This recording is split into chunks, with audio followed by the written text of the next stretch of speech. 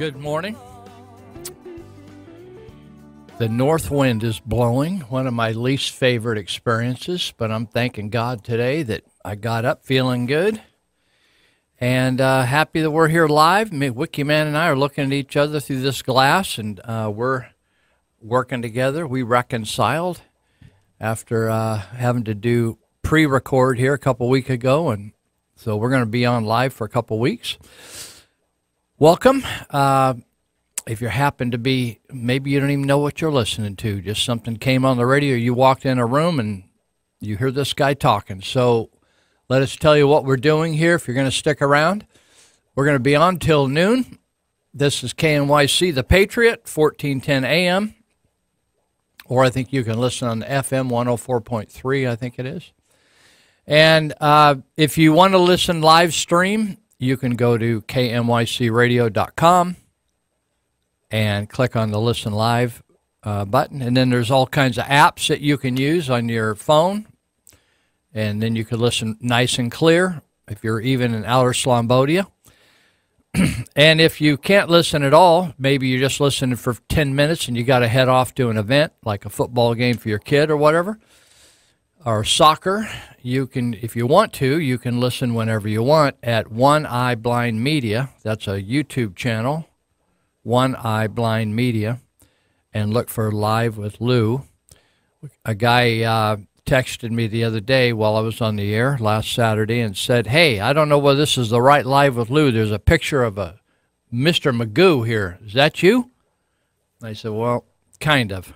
That's the show. So if there's a little caricature of Mr. Magoo, that would be Live with Lou on Chris Starkey's channel, One Eye Blind Media."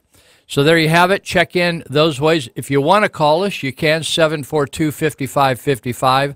We're up here in the one of the 22, 23, 24 counties in Northern California. It's called Yuba County, state of Jefferson, we're hoping for. So that's a 530 area code right here. If you're listening from out of the area, you guys over in Idaho that are refugees from California, you know what the area code is here. Hope you're doing good over there. Maybe you're like freezing your rear off this morning. It's a little cool here in the valley, and I'm waiting for the first rain, actually. I'm hoping I don't have to water my lawn because we pay the highest water rates in the region. In fact, they're so high that the city of Marysville itself can't afford to water their parks. So they're talking about drilling their own wells, one well in each park, to water that park. Now, the next question is, I want to know whether I can drill one in my front yard. That's what I'm going to ask them next. So if you're listening, city of Marysville, have an answer ready, because I want to be able to drill my own well and go off the grid, as they say, off the Marysville water grid. And it will make my house worth more if people want to water. You know, one of the biggest expenses when you, on your water bill, the biggest portions of water you use is your outdoor water. So if you have any yard or you want to have a garden, raise food, or do anything, you just don't want to let everything die like people are doing throughout Marysville. That's your biggest expense of your water bill. If you looked at how much you use for cooking, showering, they've done all this research. I was reading about it the other day. So how much do how does it all line up? Showering, hygiene needs, toilet, all those things. Outdoors the most. So the first thing people cut is their outdoor. Particularly, it's interesting, I have a catty-corner to me as a duplex rental, and the entire yard, bushes and everything have died. So I went over and asked them who owned the place, and they said, "Oh, it's run by Select Real Estate Management, I think, Select Property Management." So I called him. Nice guy. Talked to Derek. And Derek says, Lou, he said, they're supposed to take care of the yard, but he says in California, we just can't throw them out because they let the entire yard die.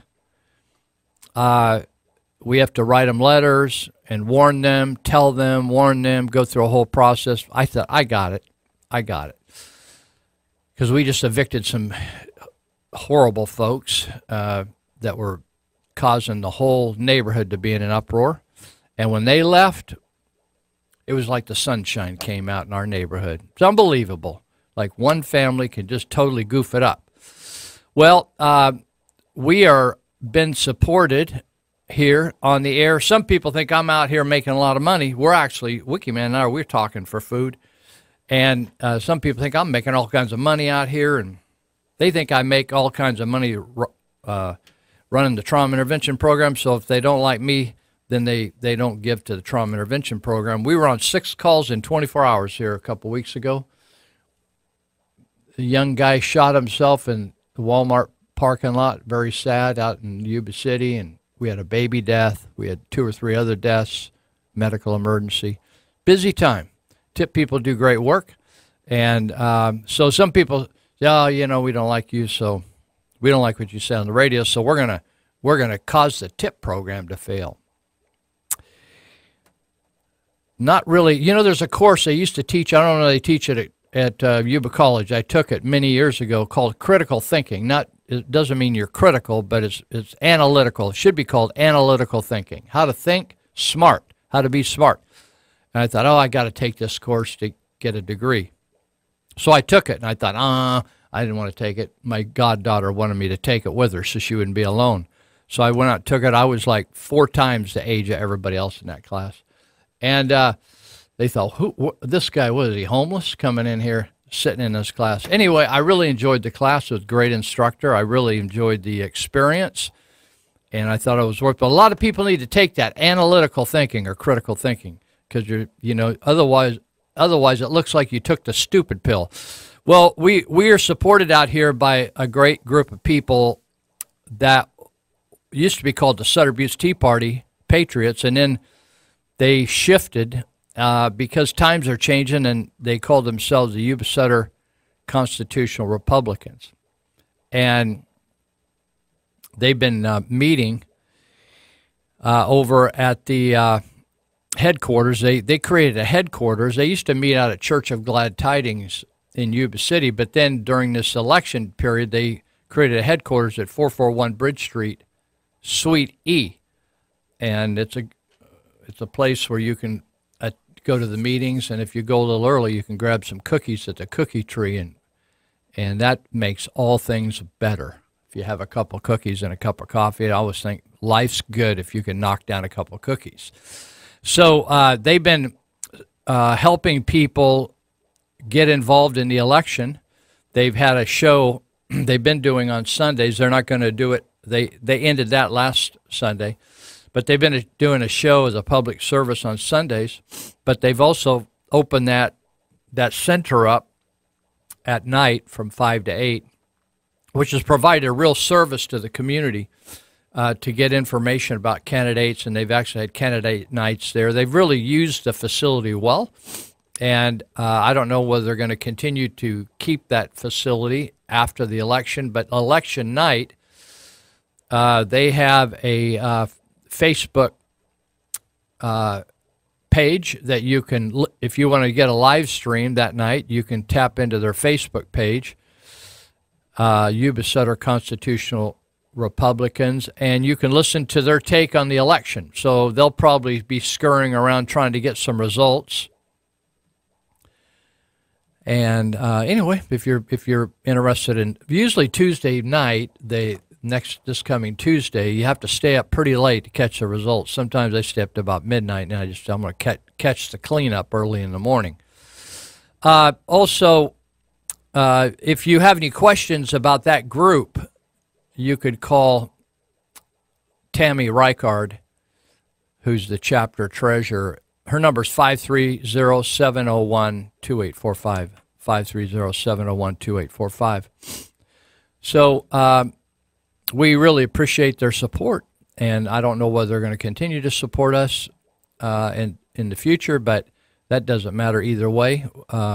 We all, I always tell people, support TIP or quit supporting TIP, or become a TIP volunteer or quit becoming a TIP volunteer. People are, they get all nervous and freaky. I just say, hey, I'm interested in who is volunteering and who is giving, not who isn't. I don't like stay up late at night wondering how come they're not giving, how come they're not serving.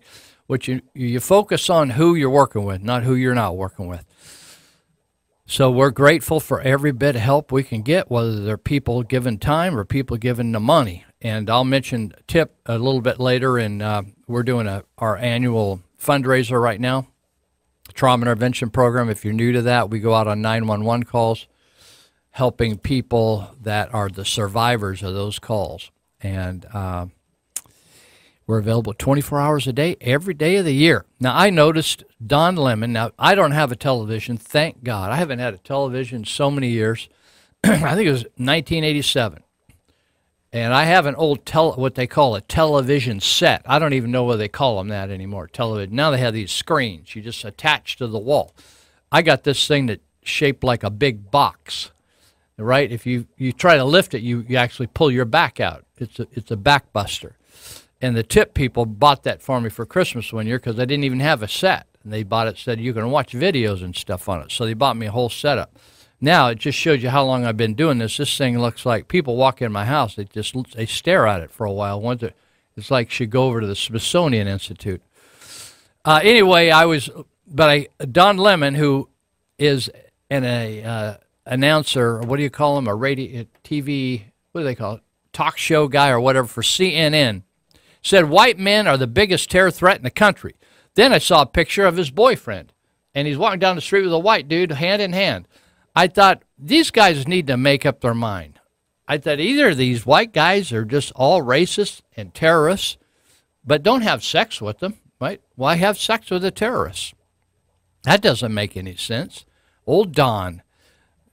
Anyway, well, there's all this controversy about the amendments right now. It's so interesting that people think if you break the law, come into the country, and then even though you break the law, you hit the welfare lottery. You cash in on free birth. We'll pay for your birth, pay for your education, give you free food. That gal in front of me at Food Max the other night was cashing in on free food. Pretty lady, had a cute little girl with her. She's dressed nice, and she had a couple different cards. One was a credit card, and one was an EBT card. Just swiping everything. And certain things EBT covered, certain things it didn't. And she had it all down. And I thought, nice-looking lady, I'd hire that lady to work for me. She's sharp. I heard her, interact with the boss over there, checking everybody out. And but you get free education, free medical, free food. You could, if you just have the new baby, you get all the nutritional supplies, just free. Now, why wouldn't everybody from all over the world float in here, fly in here? The only reason if they tried to float or fly, they turn them back. But if you walk in here, you can just break through. Most people, the problem is most Americans are just flat stupid. Now, they may not be stupid about how they're making a living. They may be able to turn a wrench well or knock nails in well or dig a ditch well or show up at Amazon.com warehouse well, but they don't know how this country where this country came from or how it came to be or what the philosophy is or why so many people want to come here. And they want to change it to something that nobody wants to be there. Like Vietnam is not trying to, Vietnam, there's no caravans coming into Vietnam. There's no caravans coming into the Soviet Union or the Russia or China or Cuba, Laos. You want to, just like, check it out. But everyone wants to come in here and then change it to be the same hellhole. I'm not using the word that the boss said not to use here because he said he's going to get him sued. They want to change it in the same hellhole. They think it's going to work. It's like give everybody a guaranteed check or something. Anyway, here's a quick history lesson for you. 13th Amendment to the United States. If you never read the Constitution and you're not going to, I'm going to just help you here. The 13th Amendment abolished slavery. it overruled the Dred Scott decision, where they determined that he didn't have any rights. Dred Scott didn't have any rights to complain about anything because he wasn't really a citizen of the United States. He was a slave. So 13th Amendment, the guys that were wanting to abolish slavery, they didn't like the Dred Scott decision. People say, the white man screwed up the country with the Dred Scott. Not all the white men. It's just like not all the white men created abortion on demand, that you could kill your baby. Not all white men did that. A couple did. Set it into play, and then we've been fighting over it ever since. So 13th Amendment abolished slavery. If you're wondering what kind of philosophy made this country what it is, 100% of the Republicans at that time, which included some free blacks, 100% supported the 13th Amendment. Only 23% of the Democrats supported that. You think, oh, well, the Democrats are different than back then than they were today. No, they aren't really. In fact, last week we played remember the Malcolm X clip where he called his own black people. Malcolm X, if you don't know, was a black guy. And he was speaking to all black people, no whites in the audience, and he called them all chumps for voting for Democrats who never did do anything for them. Just blacks were a cheap date for the Democrats. So after the 13th Amendment, which abolished slavery, then the South had been fighting with the North, and they said, we want, if you have more people, you got more clout in Congress, right? You get more representatives. So they wanted to count the slaves as citizens when it came to voting up there in Washington, D.C. But the conservatives that wanted to abolish slavery said, no. If they're not going to be citizens, if they're going to be slaves, we're not going to allow you to have a vote. We want them to be free and then be citizens. Then they can be a part of our system. But you're not going to be able to keep them slaves and count them to sway the power to you. You get it? So then the 14th Amendment came into being, giving citizenship to freed slaves. It had nothing to do with people that anybody could bust down the borders and knocked up and have a baby over here, that kid would get citizenship. Had nothing to do with that. 94% Republican support gave citizenship to freed slaves. 0% of Democrats supported that. Are you with me? And now Democrats are turning around because they want people that can't even read or write in English and are very low skilled. They want them to just come in here and be able to vote right away. They're lying that the newscasters either are totally ignorant of the 14th Amendment or just are lying about it. Somebody called it fake news. 15th Amendment was right to vote for all people that are citizens of the United States. Not for, like right now, some of the left are saying because we're requiring people to register to vote, that's suppressing the vote because you shouldn't even have to register. If you just get up in the morning and realize somebody dropped you off in the United States and it's voting day, they want you to be able to just waddle down there, no matter whether you took a shower or not, and vote. And if you require people actually register to vote so they know you're not voting 25 times, that's suppressing the vote. That's chilling the atmosphere. So the 15th Amendment, right to vote for all, 100% conservative support, 0 Democrat support. And finally, Obamacare, which was forcing you to have government insurance, which is actually, if you haven't woken up to, remember all the lies of Obama, and I have an article on Obama lying today, just routinely. 0 Republican support, 86% Democrat support. Just a quick history lesson, just so you get confused on that. And let's see, talking about confusion, let's see, how about this? Indiana man contacts police with complaint about his crack dealer. Yeah. An Indiana man yesterday contacted police.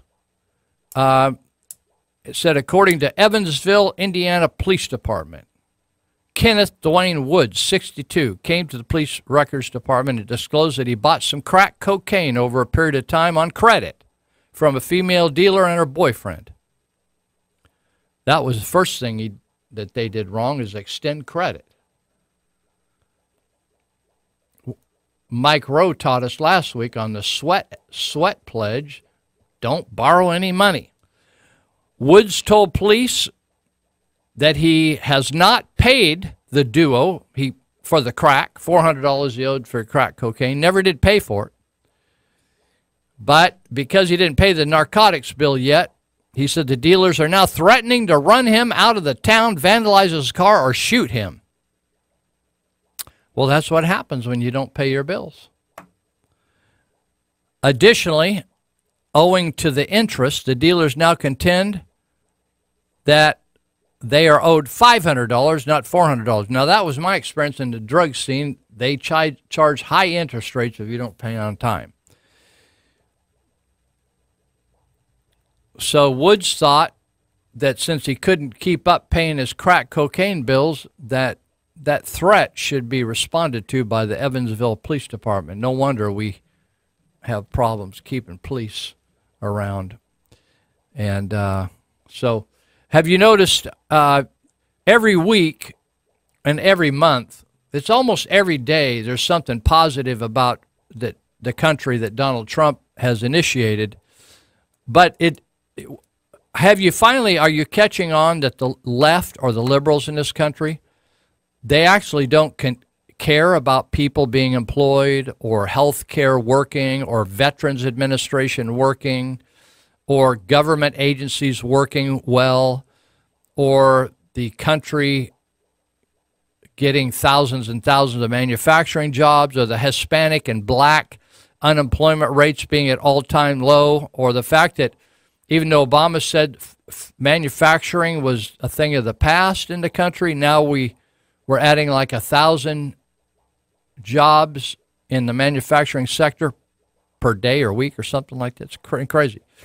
There's a record 156,562,000 new people employed, or all people employed right now. October jobs were up 250,000. Oh, here it is. Economy adding 1,000 manufacturing jobs per day. Per day. You talk about plants going up and adding people. Wage gains. Remember that, well, what's that? Is that a Puerto Rican gal, Cortez? Gal, whatever her name is, you know? She doesn't, that gal, I think she's on crack. She said the reason so many people are working is they got to work 2 or 3 jobs, which is totally a crock of crap. Wage gains, that means people that are working that are getting wage increases the strongest in a decade. So that includes the Obama years, right? Before Obama, these are the strongest wages in a decade. So things just keep on getting better. But if you listen to the news, you would think that this president is totally incompetent, right? And I have a whole list of his accomplishments. It's unbelievable. You can't. We're not even through. Are we through 3 years yet? We're not even through 3 years.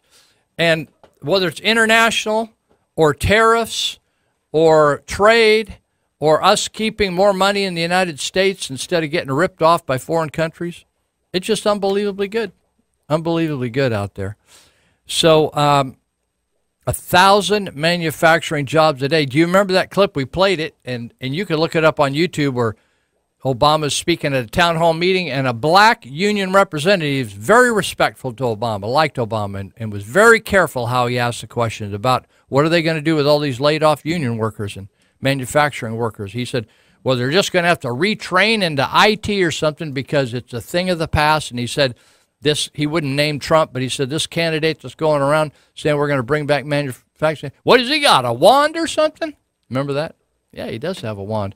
We're going to come right back. We got 2.5 more hours to go, so hang around if you want to. Otherwise, go listen to something else.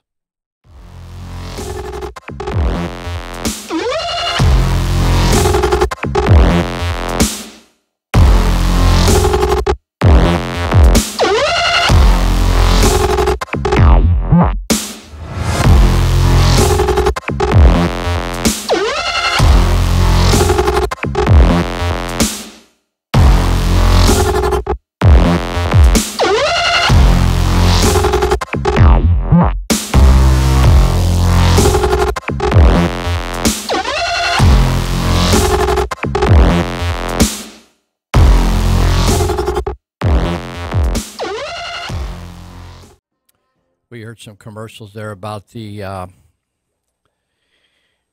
election, and I just want to go over Measure 6.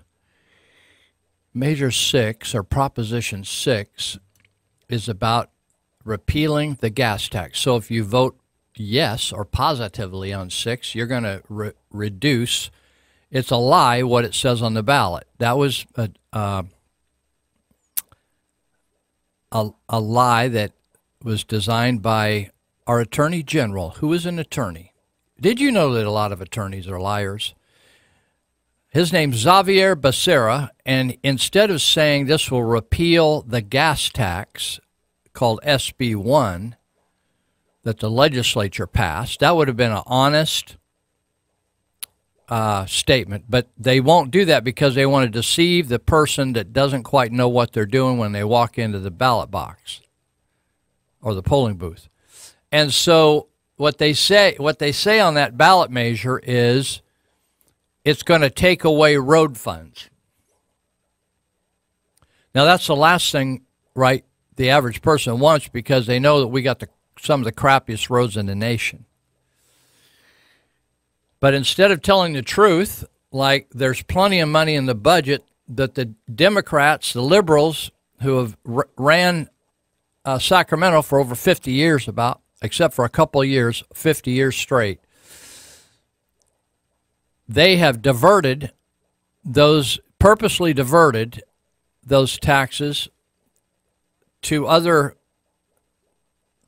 projects and let the roads go, let the bridges go, let the culverts go, or let the shoulders of the roads go.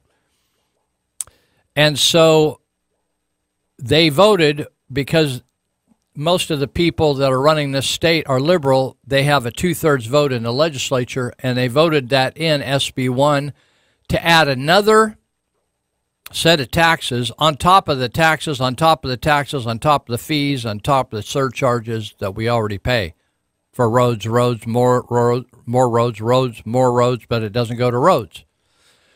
So here's the deal. Prop 6 actually will put about $700 to $800 in the average family's pocket each year over the 10 years that this tax would have been in place. In other words, we've had it in place about a year now, right?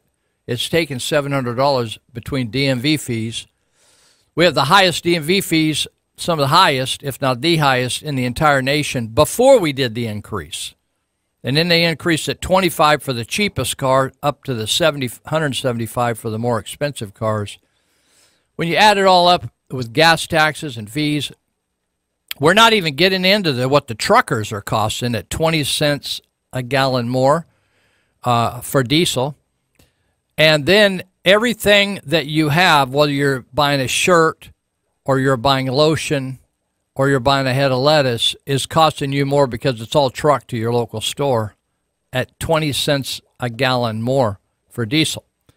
So now here's the deal. You're not only saving money if you vote yes on 6, you're also stopping the legislature from ever doing that again, of raising your taxes that way by just voting down there in Sacramento. But it actually shifts the vote to you and me. So in the future, if 6 passes, then if the legislature says we need to raise gas taxes, or we need to raise the taxes on drinking water, we want to add taxes on drinking water, or they want to raise any revenue, it will have to go to a vote of the people. and it will have to be passed by 2/3. You know, Howard Jarvis Taxpayers Association, if you want to go to their website, hjta.org, has fought and fought and fought and fought and fought these legislators who continue to look for legal loopholes to screw you and I in California. It's a everyday battle because they're always thinking of ways to take money out of your pocket. And that's the same thing that's going on here locally with Measure K. Because of the corrupt California Public Pension Service plan down there, CalPERS. It's corrupt. It's a bad system. Even if it ran perfectly, it's a bad system because it promises people something you can't perform. It's like going on a job and telling people you do this and that. You have no idea how to do that or this. It's promising public employees that you'll pay them 60, 70, 80, 90%, depending on their situation and how long they worked, of their wage that they worked at for 20 years, 30 years. You're going to pay that to them until they drop dead. There's no way we can fund that. That doesn't even make a high school kid could tell you that doesn't make sense. Now, I want you to think with me for a second about the California pension plan, then we'll finish up on Prop 6. If you can't make money in the stock market over the last 2 years, you're really screwed up. And you should not do that yourself. You should turn that over to somebody that's got some intelligence in that area. That's what I had to do. I'm thankful for it. I know my weaknesses. So if CalPERS cannot straighten itself out during the best times we've had in employment in 50 years, what do you think is going to happen when we have a recession? You think a recession is going to ever come again? I've seen a number of them in my lifetime. They never call them a depression, but I've seen some gnarly recessions. One was in 1987. Another one was in like 2006 in the housing bubble. And it, you know, when that happens, who do you think is going to pick up the pensions on these folks? Because CalPERS is going to run out of money. If CalPERS is not overwhelmed with funds coming in right now, if they can't make a huge return on investment and fund that thing themselves, they got billions of dollars invested. In the best times, the stock market, which was predicted by liberals to crash when Trump got elected, is now continuing to set record numbers, record levels. If CalPERS can't make it now, and we got hundreds, and I have an article, there's literally hundreds of California cities and towns that are asking for sales tax increases because they can't pay their pensions. It doesn't get any better than this. You think the economy can get better than this? Trump says it actually can. I'm all for it. I'm not hoping things fail to prove my point. I'm just saying that the way CalPERS is constructed, even in the best case scenario, is crashing.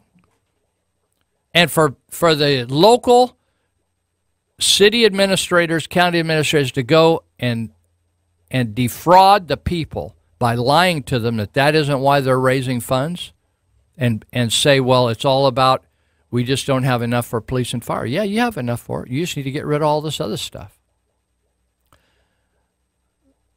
It's interesting. I want you to think if, this broadcast goes into without all the technology and computers and stuff and apps, just like the airwaves.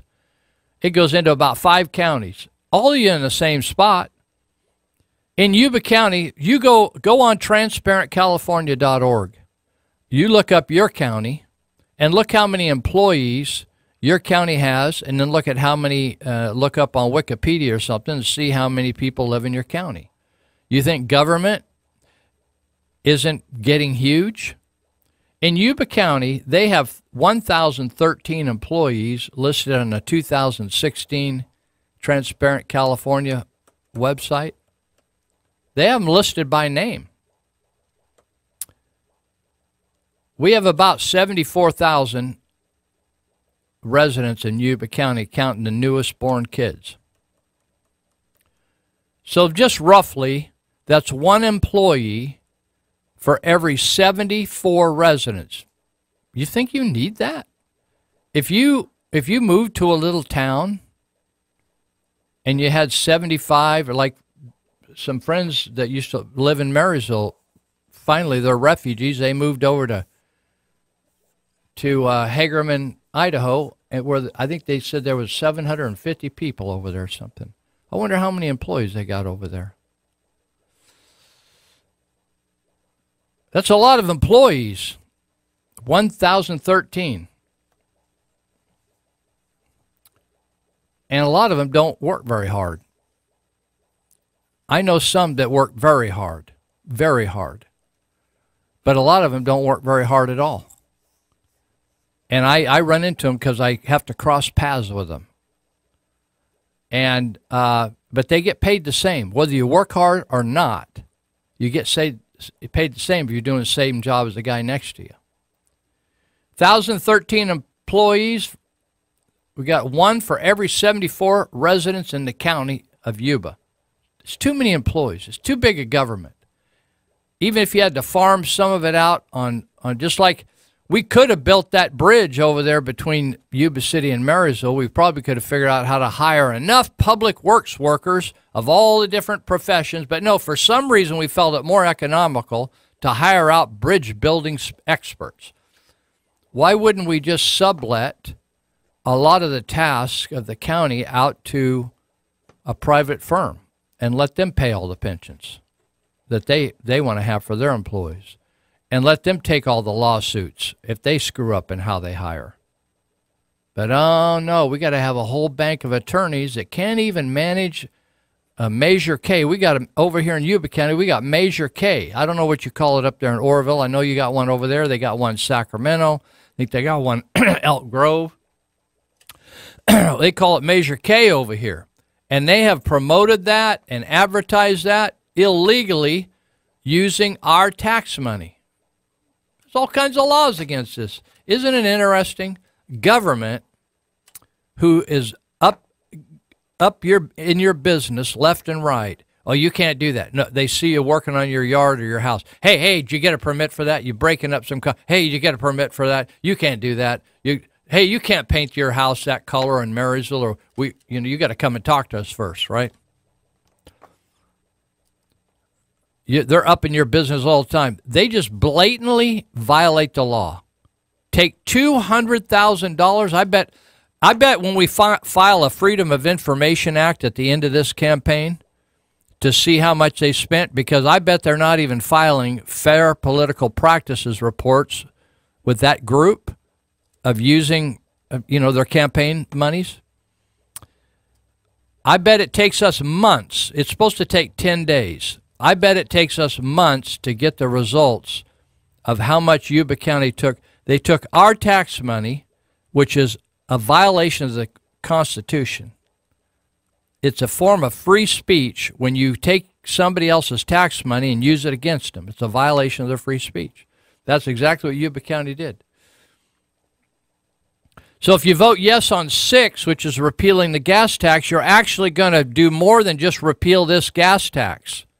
And by the way, Assemblyman, if you like James Gallagher, Assemblyman James Gallagher, who represents Yuba County and Sutter County and a number of other counties, he says we got plenty of money to fix the roads without all this extra money from this SB1 that we're going to repeal here. The second thing that I think is even greater is you force politicians to be more frugal with your money. That means use it better.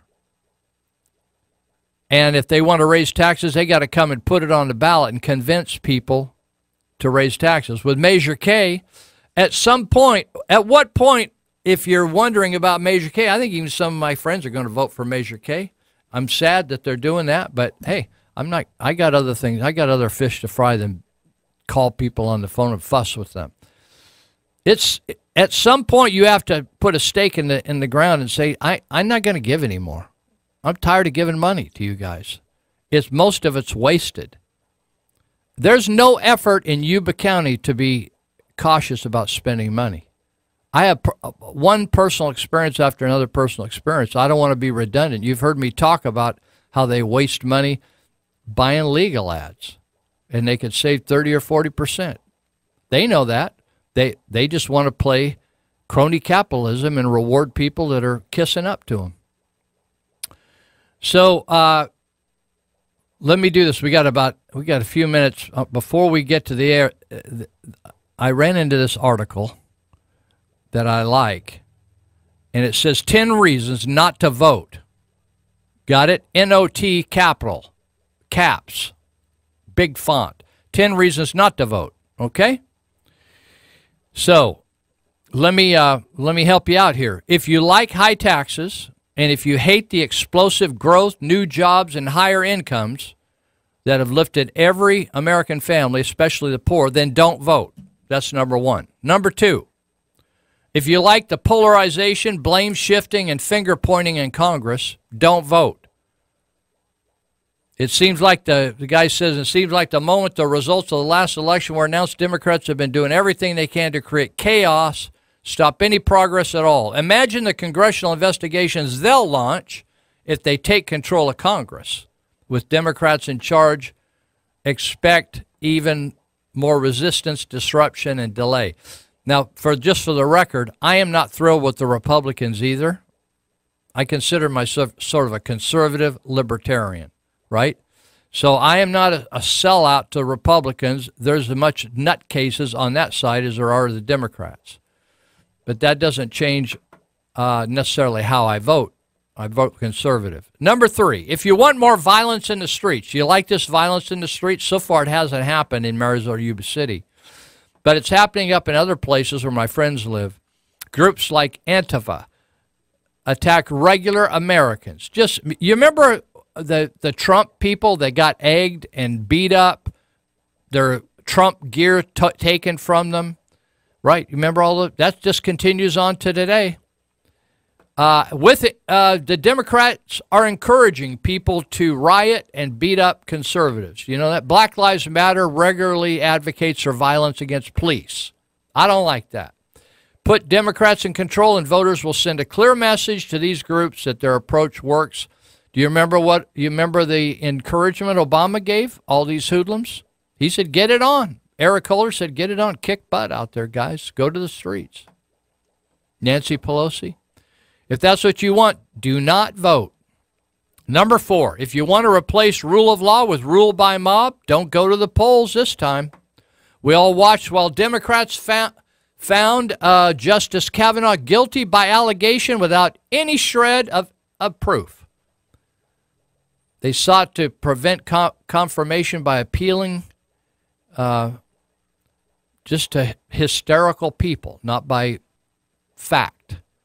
They worked to destroy, they were willing to destroy a man's reputation, career, and life, along with his wife and 2 kids and mother, without presenting even a hint of justification. It was all about them and being in power. They don't care whether the country is successful, is in debt, or has been taken to the cleaners overseas. They don't give a rip. They just want control. Number five, if you want to stop the confirmation of conservative judges and appointees, forget about voting this time. Democrats have been more successful than the last 100 years or so in slowing down presidential appointments of Donald Trump. Put them in Congress, and those confirmations will never go forward. If you think, number six, if you think open borders for anyone who cares to enter is a good idea, anybody can walk across, gets all the benefits, don't go to the polls. If you hate the idea of a wall, border security, or immigration enforcement, then Democrat control is what you want. Don't vote. Let the Democrats win. And we'll see millions of new migrants enter this country and tap in to all your hard work. It'll be sucking you blind. Number seven, if you want more sanctuary towns, people getting murdered, no consequences. Cities, states, sanctuaries that protect criminal, illegal immigrants, then don't dare go to the polls this time. We even have local people in the Yuba Sutter area that their relatives have been murdered in San Francisco by illegals, stabbed to death. Crimes committed by illegal immigrants include murder, assault, rape, robbery, and more. I've got guys over in Yuba County Jail where I go every week, 4 DUIs, 5 DUIs. They have no interest in obeying the law. I actually am friends with them, but they have no. They said, Lou, if I get deported, I'm just going to come right back across. They have no interest in obeying the laws of this country because we're not serious about it either. People can sense when you're serious about enforcing the law. But Democrats don't want to do that. But in sanctuary states and cities, police are banned from cooperating with federal authorities responsible for prosecuting and deporting. Honestly, people, I thought if I had another life to live, I'd like to work in law enforcement. But I would not work for law enforcement under these rules, nor would I want to work in the military under the rules where I couldn't just shoot somebody I thought was an enemy. Say, oh, wait, no, don't put a bullet in there yet. Wait and talk to him first. Wait till he shoots at you first. Oh, forget that. I'm going to shoot the dude. Right? Would you? Would you join the military into those deals where, oh, you got to radio somebody to see whether you can shoot or not? It's ridiculous. Number 8, if your heart's desire is more government-controlled everything, what color to paint your house, what time you can turn your sprinklers on, how high you can have your grass, whether or not your garage door can be open, whether you can have a chicken or not. Just on and on and on and on, where you can park your car. You're going to have to, every time you turn around, you're getting charged. You got a parking meter. You got to get a permit to park your car. Marysville's talking about putting in parking meters and putting permits for you to have a car on the curb in your city. Said if you agree Obamacare doesn't go far enough, that only a total takeover of health care by government is acceptable, and stay home on the 6th. Democrats now openly advocate socialism as a better approach, allowing free people freely choosing to decide our economic well-being. They'll take your money and give it to the neighbor next door that sleeps in every day and smokes the weed and eats bonbons, watch stupid stuff on TV. Number 9, if you're ready to dispense with the Constitution, maybe you don't even know the Constitution. You say, screw the Constitution. You don't even know what freedom is. You never been into a country. You can't even spell most countries. You can't even name 10 countries outside the United States. You're just ignorant. That's why they limited who could vote in the early days of the country. They let white men, businessmen vote. That was it. Why? Because they were paying all the bills anyway. You know, maybe we ought to change it in the United States. Said if you don't have any skin in the game, maybe you shouldn't get to vote at all. So forget about voting. If you don't care about the freedoms that most people I know, young people, they don't know crap about the freedoms they have. They're big sissies. They're just big panty waists. I can't even tell whether they're male or female until you like check under the hood. Individual dignity, limited government. They're just old-fashioned. If you think those are old-fashioned, don't vote. The Kavanaugh hearings, if you thought the Kavanaugh hearings are good, whether they went down, don't go to vote. Second Amendment, you don't give a rip whether you can pack a gun or not, don't vote. Some of my friends over there in Idaho keep bragging they can wear guns. I saw it, was it Alabama or one of the A states, Arkansas? They're packing guns. If you like the idea of breaking the budget, running even bigger deficits, don't vote. All right. They're just, so anyway, oh, by the way, you out in Olivehurst and Linda, the voting time, if you're actually registered, most of you out there can't even find your way to register. You need to vote on November 6th, by the way. That's this coming Tuesday for you that don't have a job yet. Some of you are actually absconding from it's not only absconding from parole, but it's actually, you're so fearful of taking a job, you've run off. You're hiding out there. We'll be right back for 2 more hours of this.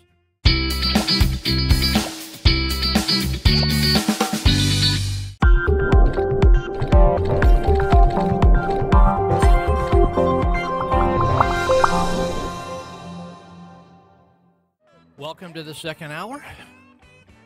This is Lou Benninger, and we're talking for food today. Me and Wiki Man over here, and we're going to be here till noon. And this is the Patriot. Oh, we've been talking about all kinds of stuff, the election and what's going on. But I want to mention one of the people that makes it happen for us out here, and I think we're at the annual anniversary, the one year anniversary for Elite Universal Security. They decided to take us on and help us stay on the air out here. Monty Hecker, who's based out of Yuba County, but serves a number of counties up and down the valley here, Butte County, Sutter County, and has been kind of the key person. His headquarters out in Yuba County has been a key person to support Cox for governor and yes on 6, repeal the gas tax, no on Measure K, don't add any more sales taxes to Yuba County, 1%.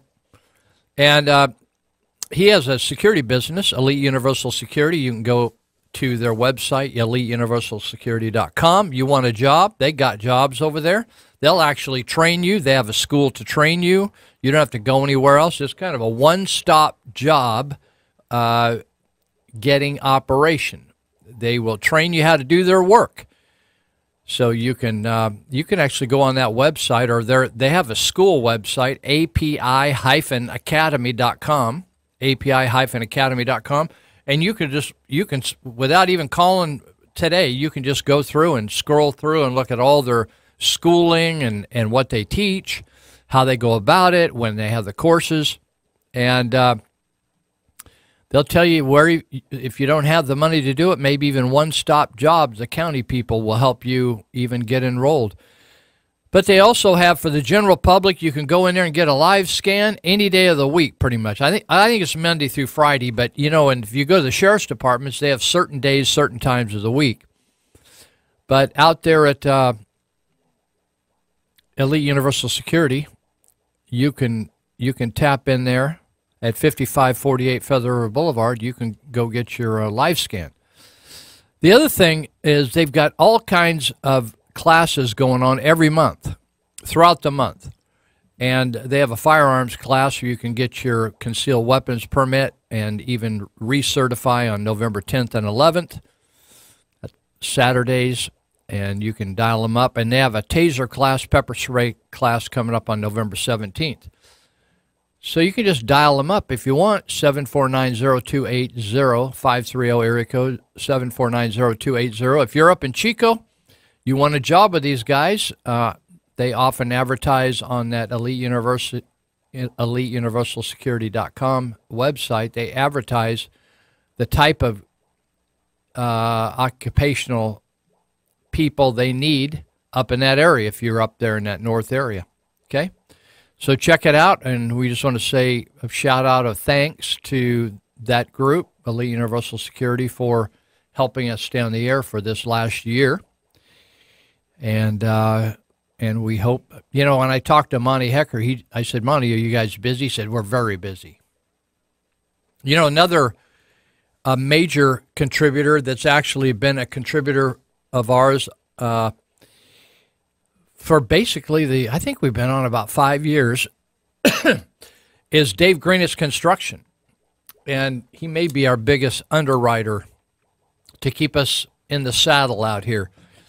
And I've known Dave and his wife, Leslie. In fact, they're working together to put on the play, which everybody ought to go see. They put on amazing productions at Church of Glad Tidings, or what they call the Embassy Theater. As you come in at 1179 Eager Road, you'll see a skate park on the right. It's the first big building on the right. It's a free production, except I think one day they have a tea event where they serve some food and tea, and it's they charge $12, a little fundraiser for them.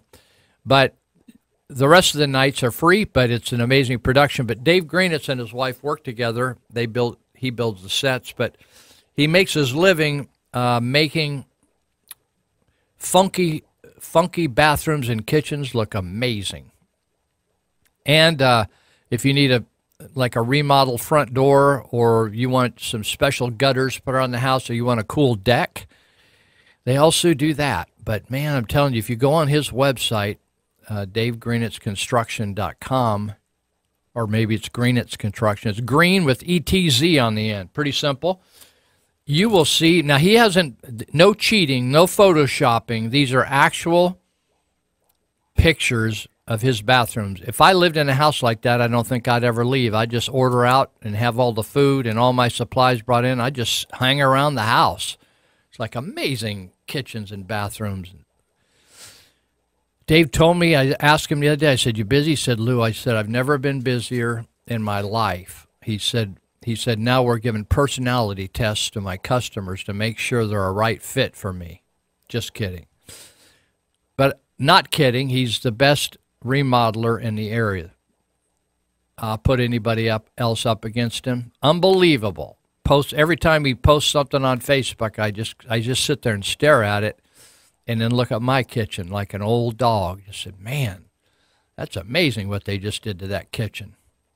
So, but he's actually, longer than any other person supporting us, Dave Greenetz has actually made this place happen out here for us, this show.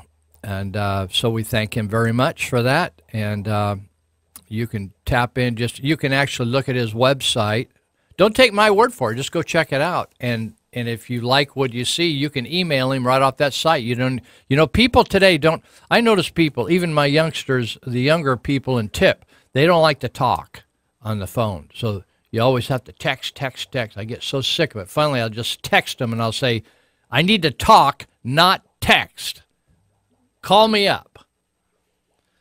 And so if you want to hide behind a website and send a sneaky little email at 3 o'clock in the morning, Dave will answer it. That dude, you know how they call them independent contractors, and the reason is they tell you they'll be over at 3 o'clock, and they don't show. You take the afternoon off to be there, and then the doggone independent contractor. Well, Dave isn't that independent. He's dependent. You can depend on Dave. So call him and tell him to give you the deadhead discount of all things. If you don't know what that is, that's deadheads are the people that follow the Grateful Dead. And when I met Dave Greenetz, he was like a roadie almost. He just followed the Grateful Dead around from concert to concert and listened to the same songs played over and over again. So ask him, tell Lou said I sent you over there to give you the deadhead discount. See what he says. Dave will be honest with you. If he's going to show up, if he tells you he's going to show up, he will show up. And I'm telling you, when he does the job, he cleans up after himself too. That I like, because I don't like to clean my house. I just give him a list. I just say, here's the key to the house, Dave. Just go in whenever you want. I'm going to China. So some of you that are socialists out there, or you think, oh, yeah, socialism, Bernie and Hillary and Barack, all these people, socialists, you need to go check it out. Many of my Christian friends, I used to take teams we were smuggling Bibles through the border. Oh, people are so stupid in this country. Oh, communist countries, you can't have Bibles in communist countries. The idea of a communist country is it's godless, right? It's like God light, go light on God. And so, oh my God, you mean you can't have a Bible? The person is saying this, right? He didn't even have a Bible, didn't even go to church. Oh, you're kidding. You can't even have a Bible. And then other Christian people tell me, oh, they don't need no Bibles over there. They can print all they want. Oh, they got inside track, right? They know somebody Chinese over there, right? They read it off a fortune cookie that they got plenty of Bibles in China. So you got one people saying they can't have Bibles. The other people say, oh, they got all the Bibles they want. So then I'd take a team and we'd go through the border from Hong Kong into Shenzhen, time after time, hauling large amounts of oil. How do you get through? Oh, they really don't care. Oh, this is nothing. You just put us on. This is no big deal. Well, today, I got a 10-year I got a 10-year visa in my passport. I can go into China as many times a year as I want for 10 years. Today, if I get caught with Bibles in my bag, the new president, the one you see visiting Trump all the time, that dude has put the clamps. You think, oh, there's never, things just always be the same. They're going to be just like America. They ain't going to be like America. In fact, they're going the opposite direction. You go through with a passport, American passport, with your visa, with a bunch of Bibles in your case, They will confiscate those Bibles, tear the visa right out of your passport, void it, and send you on your way back home. The party's over. That's just the way it is. No negotiation, no crying, no calling your attorney, no peeing your depends. You're out. Try it. Try it. Go over there. Some of you that don't even know Jesus, if you doubt my word, load up about 20 Bibles in your roller bag, head for the border, and go on through there and see how it works out for you. Maybe you don't care whether they have Bibles or not. I've had as many Christian church naysayers as I had unbeliever naysayers. Both of them are full of crap. So, same thing in Vietnam. My friend, I don't want to even say his name, but my friend over there I've worked with for 20 years. We're on the phone. We're texting on Viber, right? All of a sudden he says, the police are on the phone. How often do the police call you? Think about it. When's the last time the police called you on your phone? Over there, they have local police stations all over the cities. Little hovels. They'll dial you up.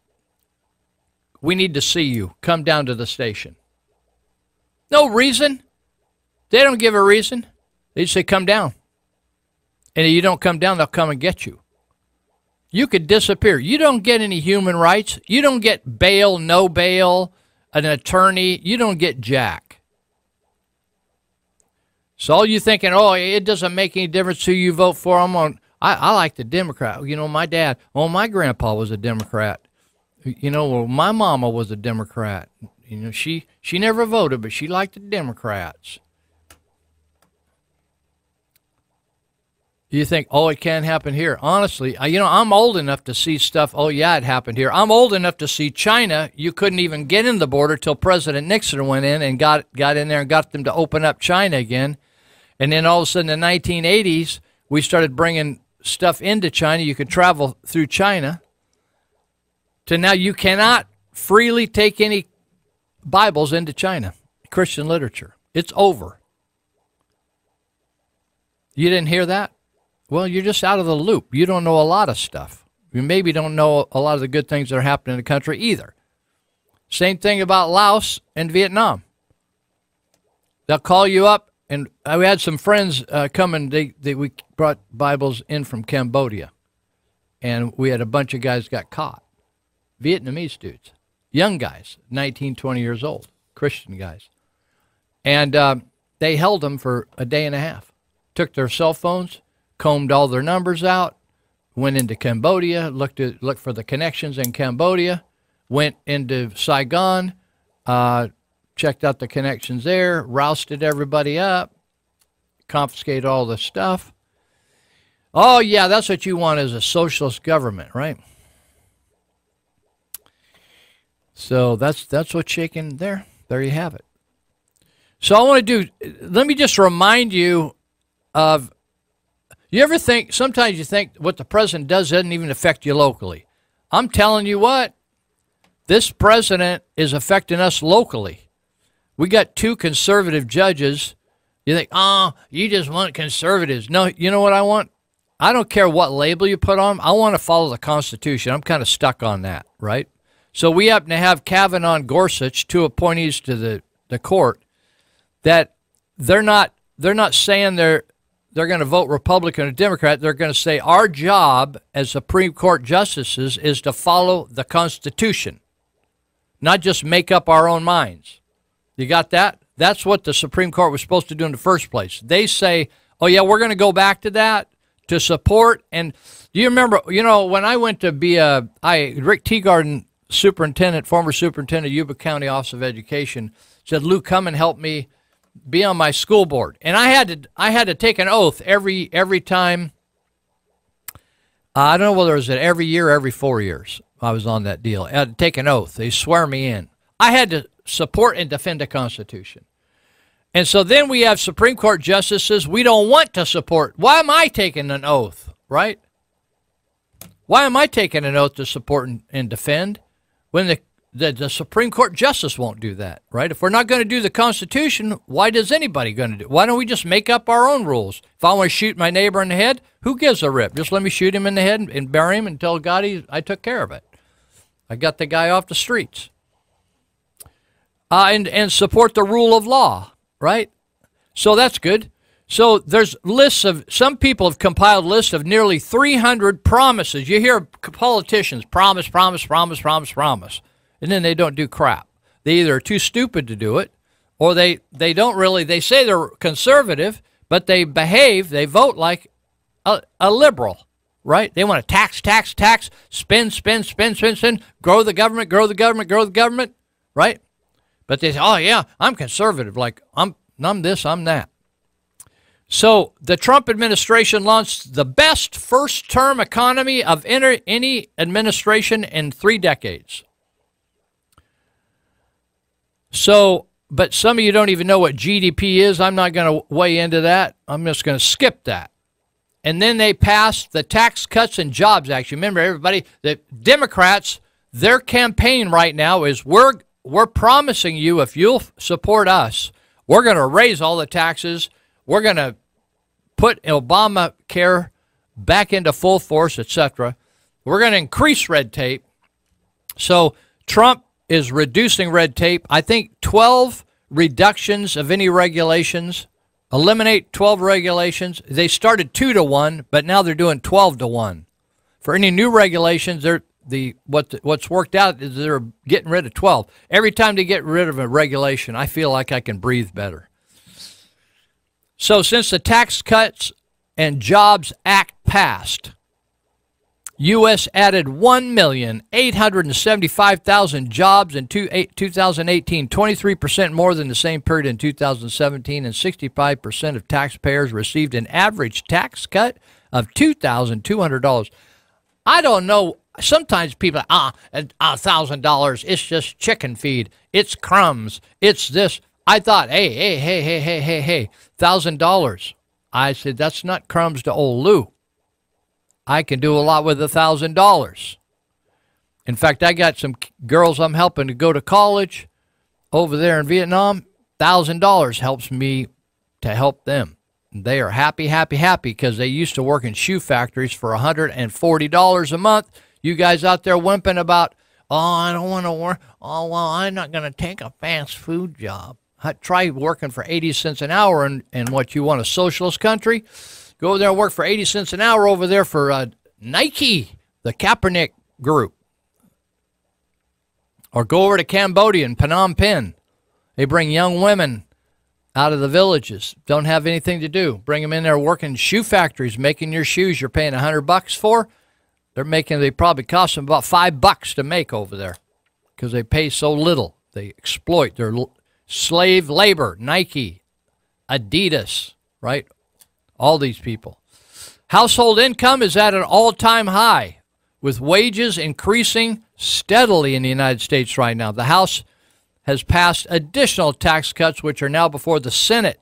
And there's going to be more tax cuts and more tax cuts because anytime there's tax cuts, the business takes off and more revenue. Do you know that tax cuts actually generates more revenue coming towards the government? Consumer confidence is at an 18-year high. Democrats don't care about that. They don't care whether your morale is in the toilet. They don't care. They don't care about you. You think they cared about black people? They were manipulating and defrauding black people from the time of slavery right up to 2018, just ripping them off. Unemployment at its lowest level in half a century. The U.S. economy, you know how they have these rankings, and because I spent some time in Asia, I'm always interested in how, but Singapore, Hong Kong has been rated as some of the most competitive economies in the world, and I've traveled to those places, and so they're amazing places. You should go sometime. U.S. economy is now ranked. We were dropping under the, Brenda Obama years. We were dropping because we had lost all our competitiveness. The U.S. economy is now ranked the world's most competitive for the first time in 10 years. Record high job openings. If you can't find a job now, you probably aren't ever going to get a job. Have exceeded the employed roles for 5 months. Blue-collar optimism is off the charts. Black Americans are among the major winners of the Trump economy. Did you know that? You remember Trump saying to black people, can't you just give me a chance? Why don't you just give me a chance? Right? Wasn't that, is that the term he used, chance? Give me a chance, or take a risk, or give it a shot. Like, what do you got to lose? You can always go back. It's like when I got off drugs, that's what I thought. I said, I don't know whether this Jesus thing's real or not. Nobody ever taught me about God. But I thought, hey, I can always go back and do stupid stuff, right? But I won the spiritual lottery on that deal. Anyway, black Americans, I'm so happy because I've always hung with lots of friends that are from all kinds of flavors. You know, my circle of friends from the time I was growing up, one of my best friends at 3 or 4 years of age was a youngster. His dad was, I don't know where his dad was from, but I liked him. And anyway, he was a black kid. It's just like, hey, whatever flavor, whatever. And so to me, to see blacks have a high rate of unemployment where they just couldn't get jobs in the inner city, I thought, this is horrible, horrible. But now to see what's happening, I'm happy.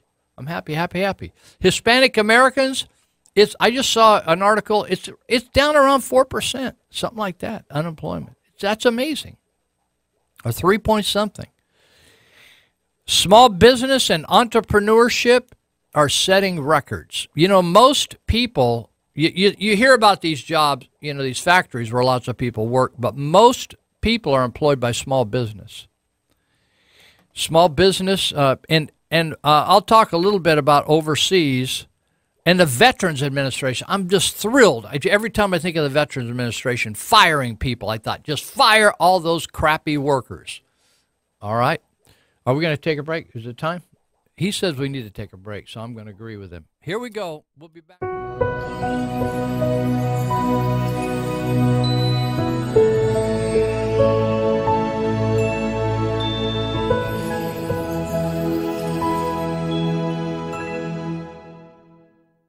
I got a text here from Rick. He's one of the many refugees that have gone to Idaho. And he says, I know you moved past this topic, so for future reference, so this is the future, Rick. We have 875 citizens in Hagerman. We have 5 employees. That equals 1 for every 175 citizens. What I was wondering, Rick, is how come you got a Costco? He says at Costco, the gas is $2.94 up there. What are we paying? Are we paying $3.40, $3.50, $3.60, $3.70 around here? I think it's for California, Yuba County and Sutter County is pretty cheap. But I don't know, how do they get a Costco? They must be making some money. I don't know. Maybe he has to travel an hour into Boise or something to get that. He'll probably tell me in a minute. Anyway, I was talking about the accomplishments of the Trump administration, and the left is so adamant about returning to the Obama years. They'll sacrifice everything. They'll sacrifice your jobs, your freedom, your health. And so one of the things that just made me sick over number of presidents, conservative or liberal, is the lack of reformation in the Department of Veterans Affairs. I just thought, listen, we ask people, or we don't ask them. When I was coming out of high school, they didn't ask you if you'd like to join the military. You just went down and joined, right? You just signed up, and then they picked you up when they wanted you.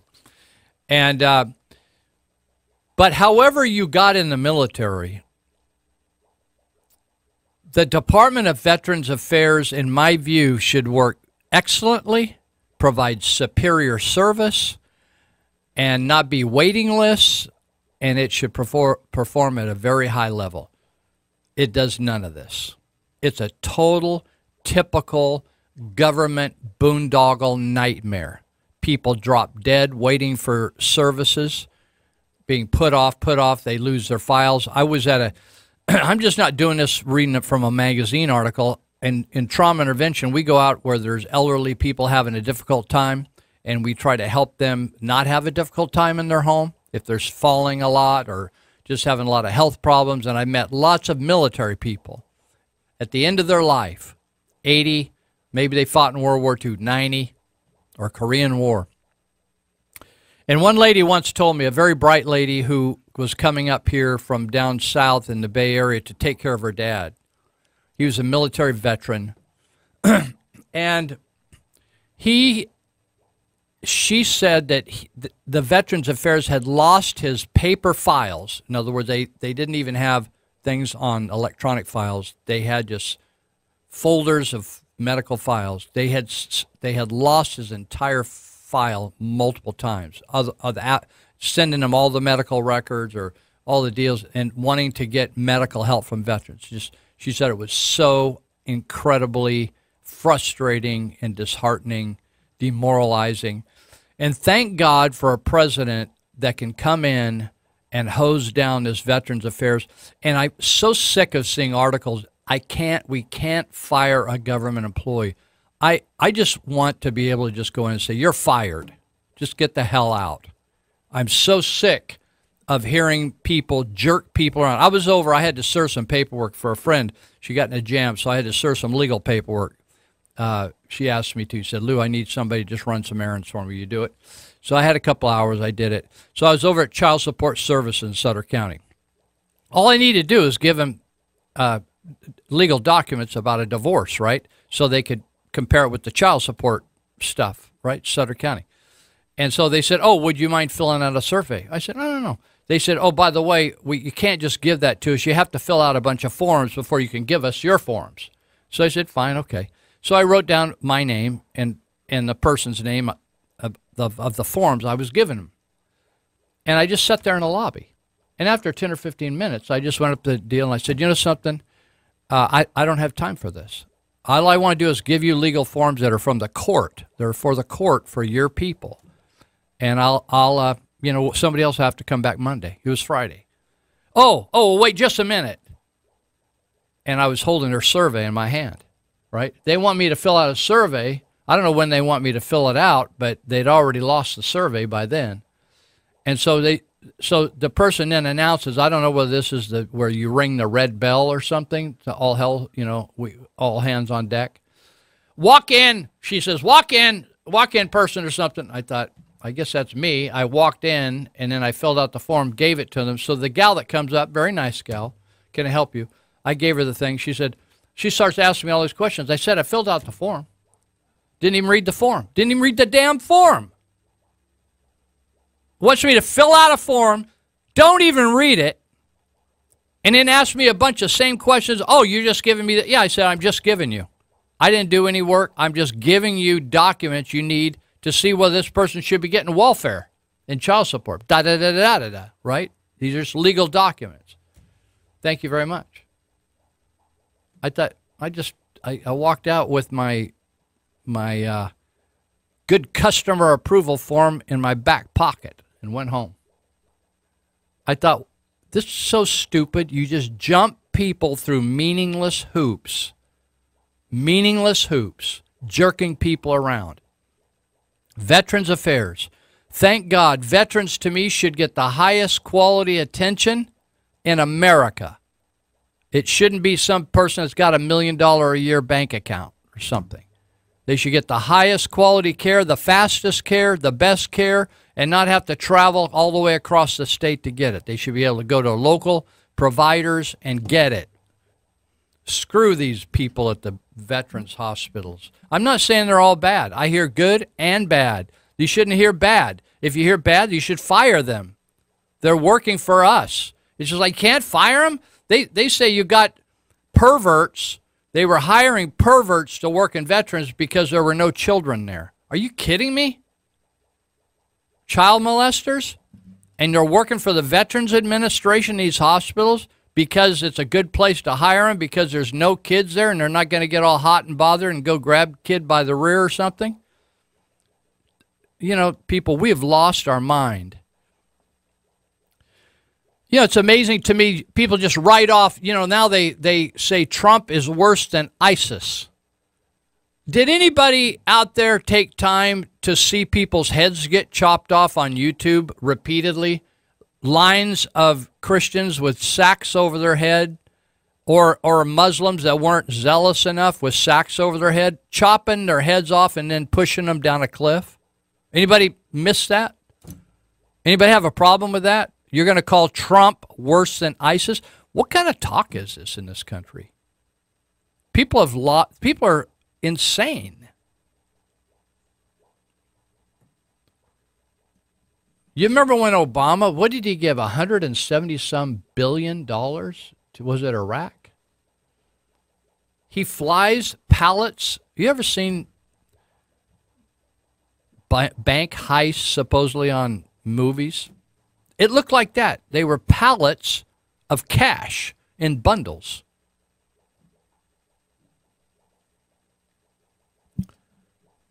We go through president after president after president who declares, when I become president, I'm moving the embassy to Jerusalem. And then nobody does anything. How many things, just lists and lists and lists. When I become president, I'm going to do this. When I become president, I'm lowering the sea level. That was Obama. Remember that? I'm lowering the sea level, just like you're going to go change the dial on your temperature, your thermostat on your wall. I'm lowering the sea level. That's one of my accomplishments. One of my legacies will be lowering the sea level so we don't get flooded out.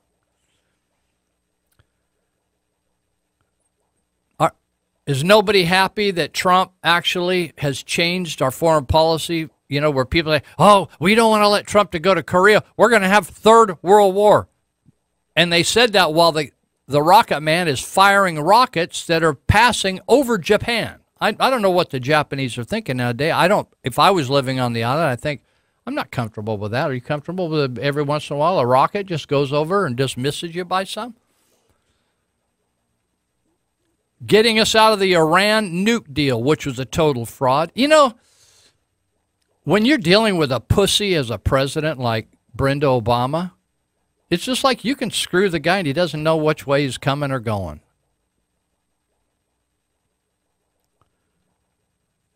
All this talk, I'm telling you, I got some friends that are just hate Trump.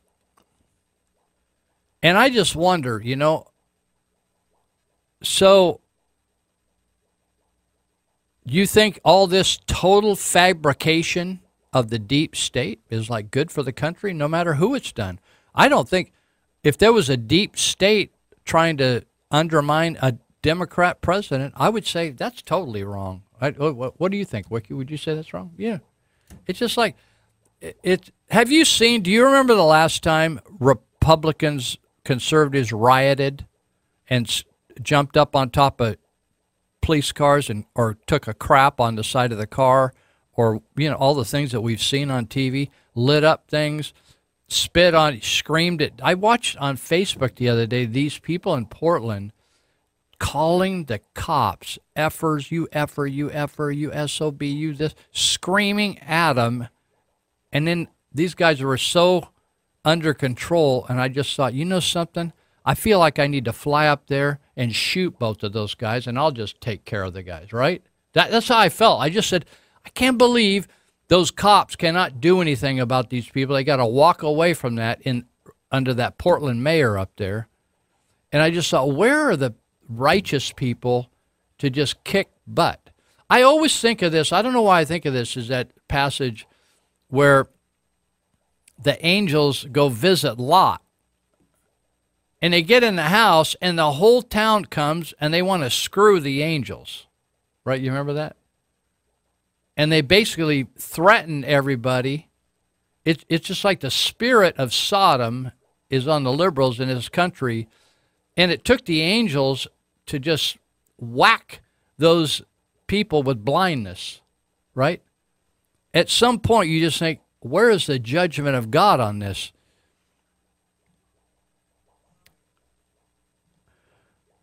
Okay, border security, sanctuary cities. Listen, you guys voting for Gavin Newsom. You want nightmares? You know, I work every day, not every day, but I'm in contact most of the week with the Yuba County Jail, but I'm in there 2 days. We're in there 3 days, but I'm in there 2 days, and I'm constantly working with Homeland Security people. They're very interesting people and nice people and doing a hard job, and because it's an immigration facility. And so I want you to just think what it's going to be like under Gavin Newsom when he puts the clamps. I mean, they could just say, hey, we're shutting down all, we're not allowing any immigration facilities in the state of California. And you're not allowed to arrest them, telling your local police chief or your local sheriff. And then at that time, the sheriffs of the counties are going to have a choice to make whether they're going to obey the state of California or just say, you know, we're the highest elected official here. We're the highest constitutional officer in the county. Screw you. Like that's what old the El Dorado County sheriff did. I'm trying to think of his name right now, but he basically told the forestry people to quit harassing his residents. And he said, quit packing guns and harassing our residents. I think it's D'Agostino or something like that. I think it's D'Agostino or something. Is that right? And if you remember where Barack and Biden began to talk about doing a, not going through the legislature like Barack Obama didn't do much of it. He just decreed it, right, as a king. And they said, we're going to put the clamps on guns. And the sheriff sent a letter from El Dorado County just saying, whatever you guys want to do back there, you're free to do. But I'm following the Constitution over here in El Dorado County. So don't be thinking that I'm going to follow in your footsteps. Now, that's what we all need to start doing. And put the kibosh on a lot of these things that are going on that are nonsensical in our country. At some point, you're going to have to risk something. You know, everybody wants freedom, but nobody wants to pay anything for it. You just want you want your rights. Oh, that's my rights. Oh, I have a right to this and I have a right to that. Really, you don't know jack diddly. You don't have a right to crap. You can be told overnight. Your whole life can be managed. You know, I got a kick out of this. I couldn't even watch all those. Could you watch those Kavanaugh hearings? You watch those Kavanaugh? Honestly, man, I dipped into those at different times. I got so upset. I teach an anger management class at Yuba County, and I tell the people there, man, I'm trying to employ these same principles. I got to keep myself in check over here. I'm going to go. I've told them. I said, I tell the people in the anger management, men and women, I said, you ever thought of killing somebody? And they just look at me like I'm totally nuts. I'm supposed to be teaching a class, right? I'm the instructor. I said, man, I have. And I said, I got to keep myself in check, dude. And that ain't right. I'm a Christian guy, too. It's one thing you don't even claim you're following Jesus. But, I mean, Peter whacked a guy's ear off. Jesus had to, do a plastic surgery on the dude's ear. To said, Peter, will you quit cutting people's ears off like that? Anyway, I was noticing this. Remember the gal that got up there and lied? She couldn't remember anything. She couldn't remember where she came from, who she screwed last, whether she was drinking beer or wine. She couldn't remember anything about the night, but she was pretty confident that Kavanaugh had screwed her. And so this Christine Blasey Ford, who's just so intelligent, but she can't remember what her phone number is, right? Christine Blasey Ford. And so the excuse was, hey, if a woman says it, the terrible thing of being touched inappropriately, we should never question it. I thought, you know something?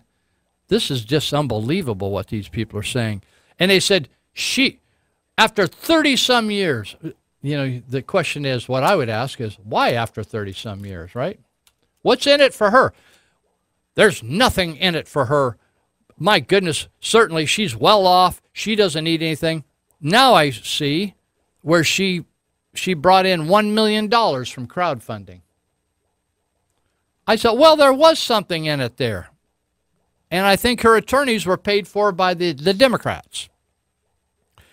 It's said that people kept saying, she has nothing to gain. It's just a total humiliating, difficult, excruciating, egregious experience to come before the Senate. She never had such a great time in her life. She was laughing. She got on TV. Her grandkids will see her on TV. She would have never risen to that level of attention. And now she'll probably be a movie queen and get a book deal and all that kind of stuff.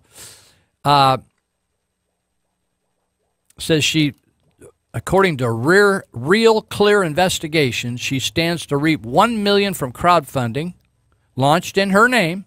On top of that, entertaining book offers from several publishing companies.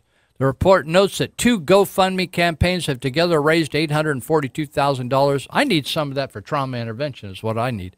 I can't get anybody interested in GoFundMe campaigns for trauma intervention. While a third account for an academic endowment has collected another $120,000 in her name. Who would? It's just a. Are we proud of this person, this Blassie? She can't find her butt with both hands, and yet she's going to testify against a guy that has a squeaky clean record and 6 previous. How would you do if the FBI investigated you? What do you think they'd find out? 6. What if they did 6 times they looked at your situation? That's how many old Kavanaugh. But it didn't. None of that meant anything. All they wanted to do is drop kick this dude. Now, Senator Grassley has referred for criminal charges against another accuser. Did you remember this one? I got confused. I thought this guy is a serial rapist, this Kavanaugh. I don't know where he came from. But after, you'd think an FBI agent would figure out something that says here, a left-wing activist who sent an anonymous letter to Senator Kamala Harris, who's a criminal, Harris, and a slut. You know, she'd sleep with anybody if she could move up the ladder. A left-wing activist sent an anonymous letter to Kamala Harris accusing Brett Kavanaugh of raping her. Now she admits she engaged in a ploy against the then Supreme Court nominee, never even met the dude. She just made it all up. But she sent a letter, and so in a letter to Jeff Sessions referring for criminal charges, Chairman Grassley said, Judy Monroe, I'm always suspicious of people that hyphen their last name anyway. I think they want to get out of their marriage. Judy Monroe Layton confessed to committee staff that she fabricated the whole thing. For you out in Oliver's, that means you made it up. Kavanaugh was questioned by the committee after an anonymous letter signed Jane Doe. How about that? You can't even face your confusers. It should be accusers. And alleged that he and a friend raped her in Oceanside, well, she's now in Oceanside, California. Actually, they said it was in Oceanside, California when they were in a car with her, raped her in the car. Grassley said, I totally agree with Grassley. I like Grassley. I think he's a fair guy. Said that when individuals, quote, intentionally mislead this committee, they divert committee resources during time-sensitive investigations and materially impede our work. Such acts are not only unfair, they are potentially illegal. Now, it is illegal to make materially false, fictitious, or fraudulent statements to congressional investigators. It is illegal to obstruct committee investigations. Now, don't you think people should be held responsible for swearing to tell the truth or writing a letter to a congressional committee and trying to throw somebody, smear somebody, defraud somebody, attack somebody, and they just made it up? Don't you think they should go to jail? I think they should go to jail and pay a fine. I think it should be mandatory. It would put the fear of God in people, right? If your accusations are honest, it's all the FBI will figure that out. But if they're dishonest, you should be held accountable and go to jail. They should come over and arrest you and just take you down and book you just like they would anybody else. She said Monroe Layton wrote that she was sharing with you the story of the night that Brett Kavanaugh and his friends sexually assaulted and raped me in his car, and referred to the letter I sent to Kamala Harris on September 19th with details of this vicious assault. I'm just reading a quote.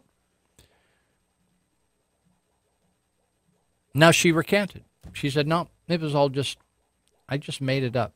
And the other thing is, the gal's like several decades older than Kavanaugh. I mean, they couldn't find anybody their own age to rape. They got to rape an old worn-out woman? Jeez Louise. This, honestly, people, you are for this type of behavior? This would be Democrat liberal.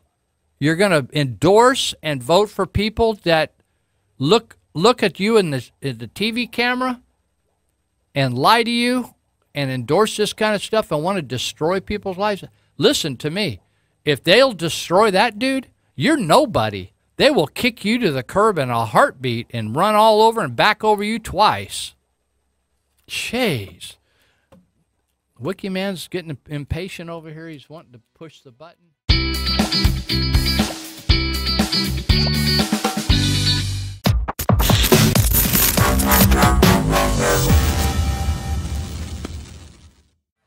All right. Well, we've been talking about government today, and there's a move. According to one article, it talks about over 100 local cities and counties wanting to raise taxes on this ballot. Dan Walters, former writer for the Sacramento Bee, probably the most well-known writer in Northern California, now is writing, retired, but still doing some writing. I thought he said there were over 200, but that could include other types of votes for fire jurisdictions and stuff like that, other than cities and counties, to raise fees and taxes. There's a lot of ways to raise taxes and tax yourself, like if you're just up in a little fire district and you want to raise money for your fire department, you could choose to tax yourself. So my friend Dave Bryan is famous for using this term, stomp snakes while still small. Stomp snakes while still small. And he usually refers to that by referring to snakes as sort of an analogy to problems in our lives, or addiction, or playing around with things when you think it's no big deal. Oh, I can have a drink, I can do this, I can do that. And then after years, or I can take some pain pills, or I can take, I'll just get another prescription of them. And so when something's still small, you, instead of stomping it and ending it, you still let it play along. And pretty soon the snake is big enough, the pet, what once was a pet, is now big enough that it's strangling the life right out of you. The founding fathers of the United States considered government a necessary evil, a small snake, but they endeavored to keep that snake small and to provide limitations and restrictions on government. In fact, they allowed people the Second Amendment right to have weapons. It had nothing to do with hunting or protecting yourself against an home invasion. It had everything to do with shooting somebody in government. That may sound a little harsh, but they had just come from a government that would kill people and incarcerate people because they didn't believe the right things or had the same philosophy. And so the founding fathers were afraid of government, even though they said we got to have some government, right? We need to protect ourselves from foreign invaders. And because we're sinful human beings, we need to have a means to protect ourselves from neighbors that get out of hand. Like recently I mentioned, we had a neighbor in our community. All the other neighbors pretty much just mind their business, took care of their stuff. We had one neighbor that was behaving crazily for a long period of time, and finally I worked out a way to get him evicted. And now the neighborhood's a lot better.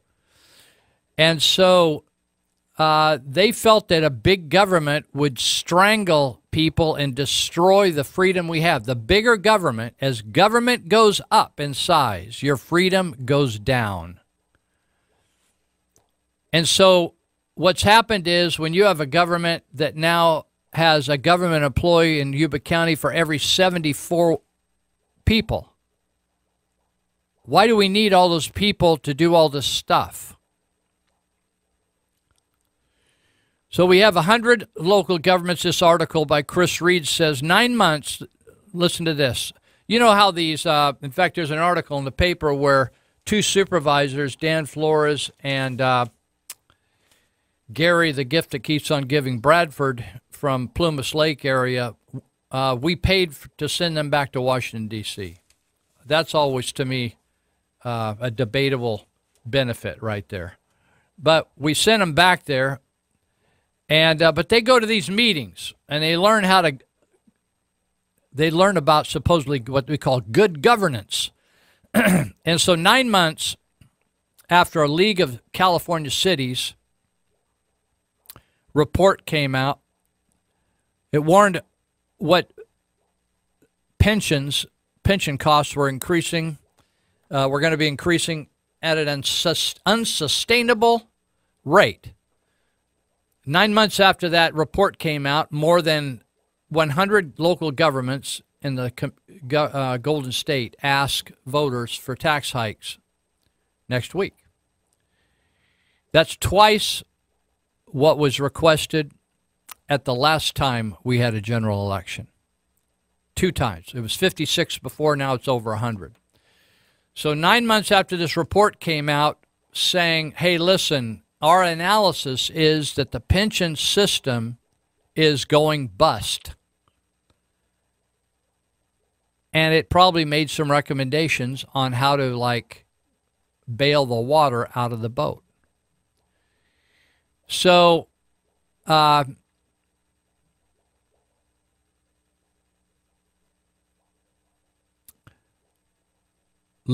historically, local hikes in sales and hotel taxes are approved at least 60% of the time in California. People go for it.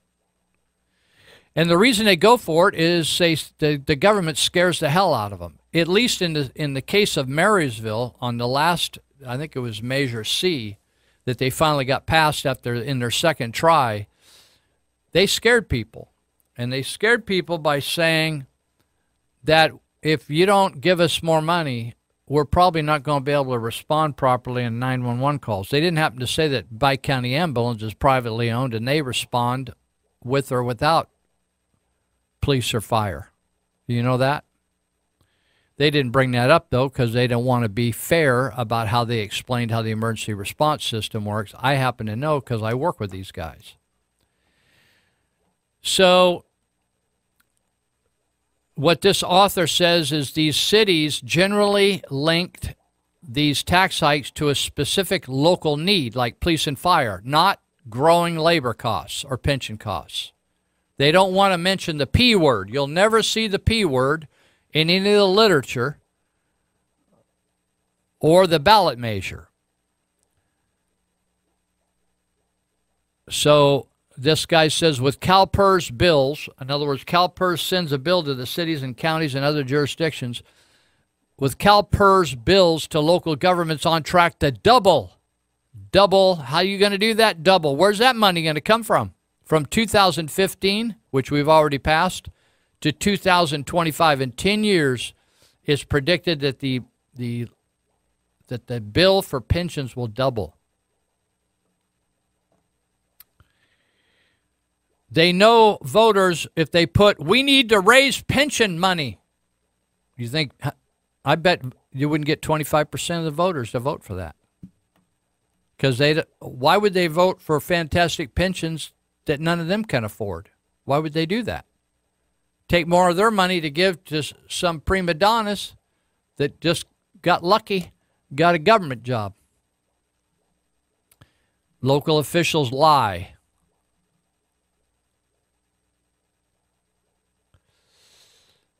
This is so disingenuous. This guy named Jorge Garcia is a top aide in the Santa Ana City Manager's office. They're asking for hikes down there as well. I hate this deal. He says the question before the voters is what level of services do they want from their government? And my response was, we want the top level. If you can't perform, get the hell out of town and take your ideas with you, and we don't want to pay those pensions.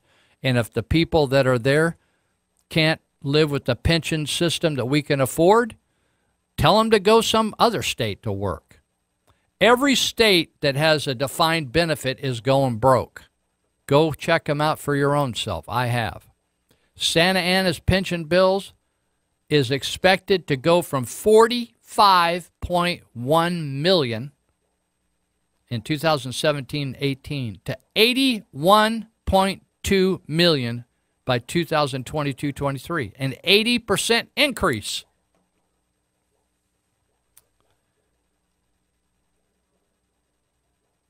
That's not too far.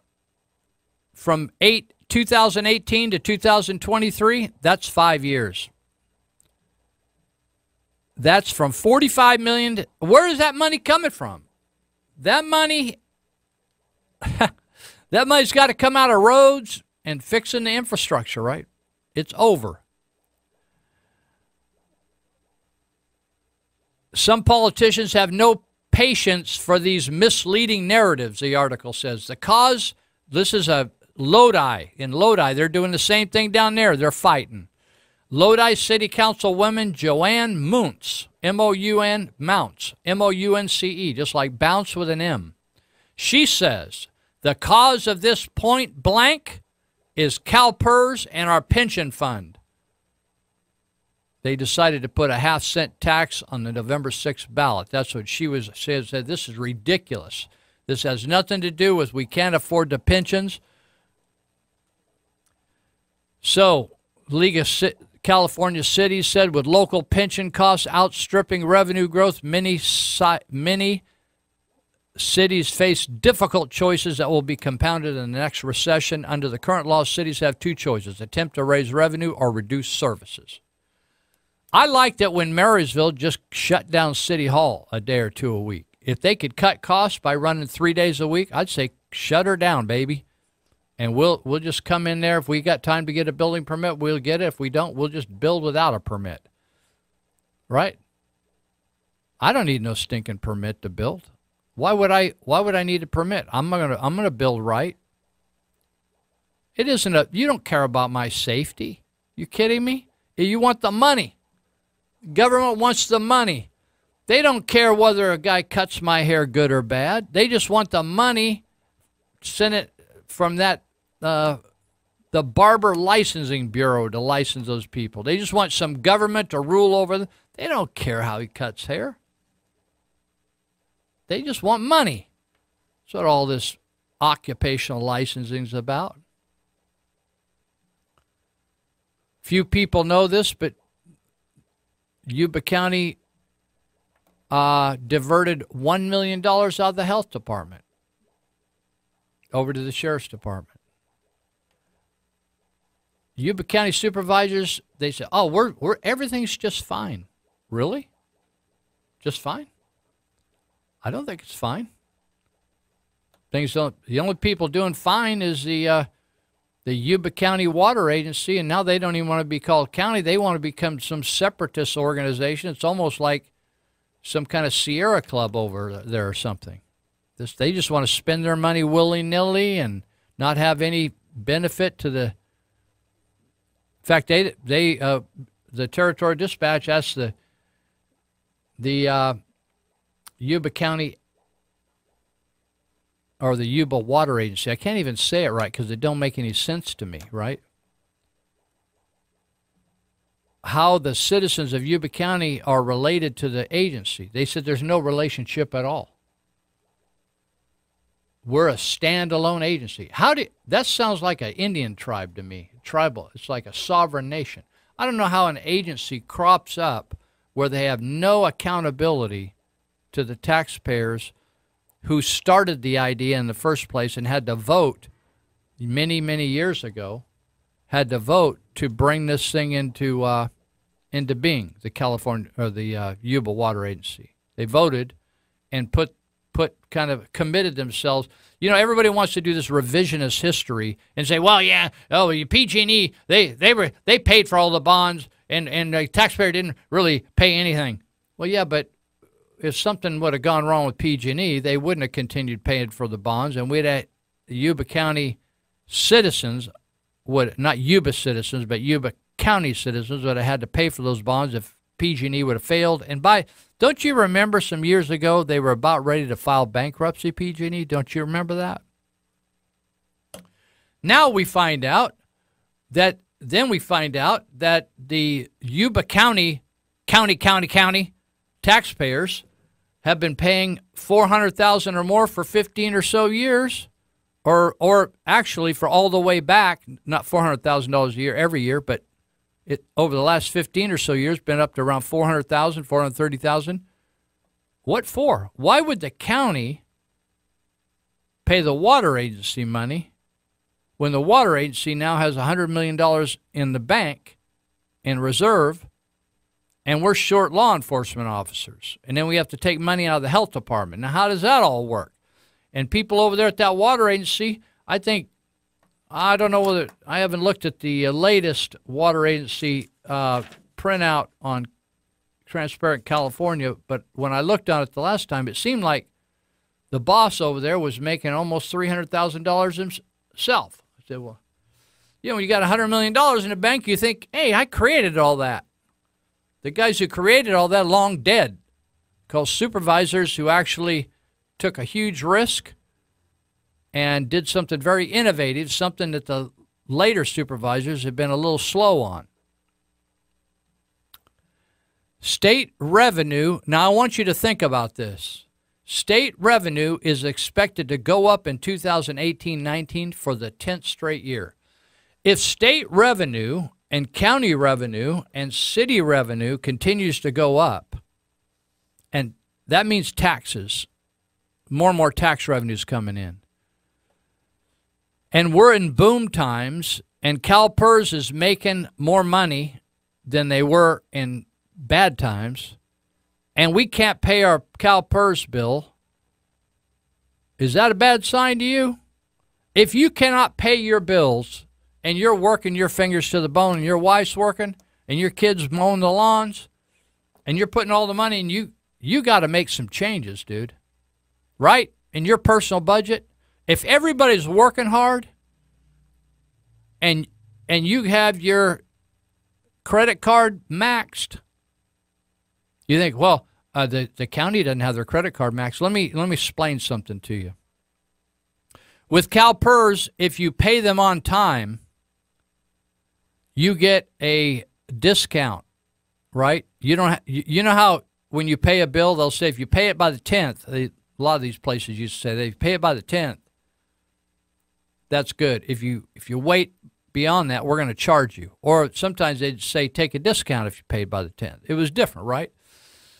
But CalPERS says if you pay by such and such, we'll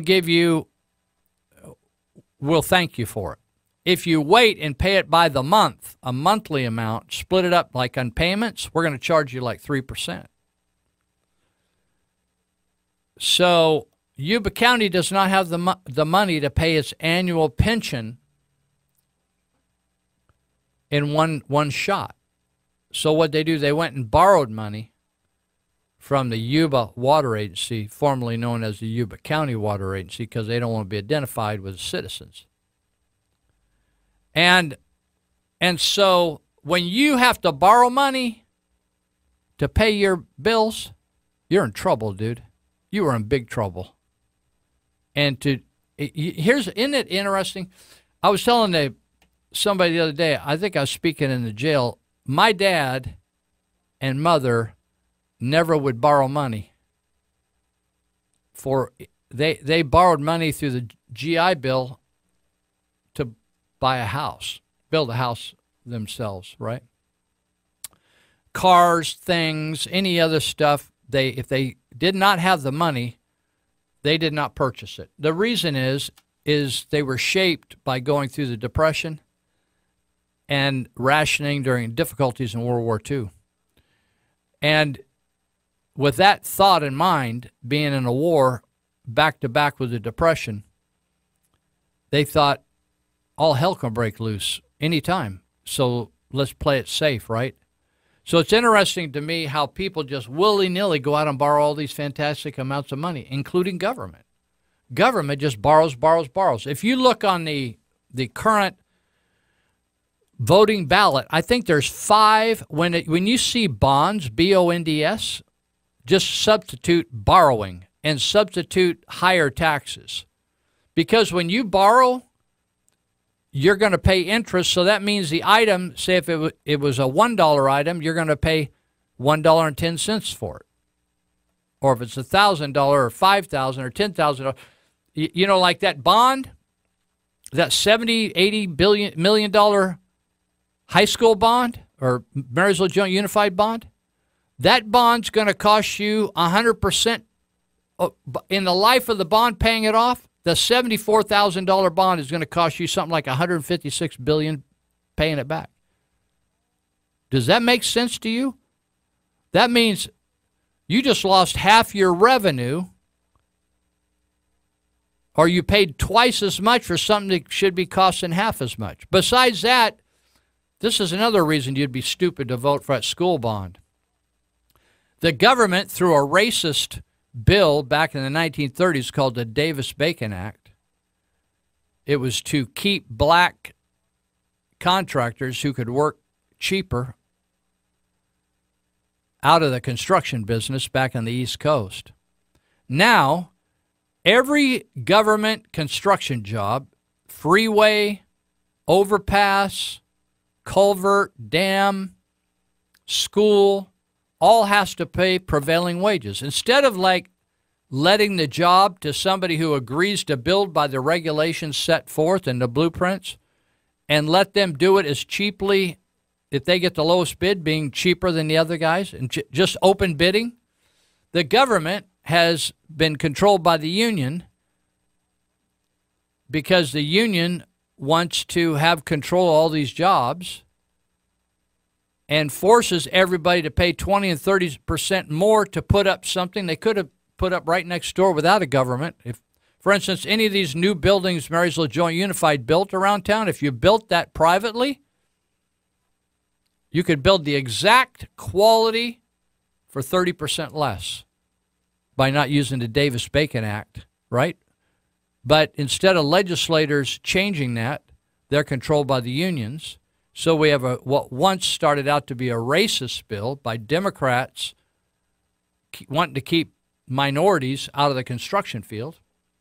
Now we've got something that our dollars are so wasted because we pay more than we need to. It's just like that bridge we're building between the two cities. That bridge should be built for 20 to 30% less, but just because it's a government job, we've got to pay government-instigated wages that the union has dictated to the government. Stupid. Instead of going out to get the best buy, like when you go buy a car, you don't have the government to state, I mean, we can in a socialist country. They would tell you how much that car is going to be worth and how much all the people got to be paid that work there, everything else. We ought to vote. When you vote for a bond, you vote to increase your taxes. I just think people are the stupidest. Honestly, some pets are smarter than the average human being.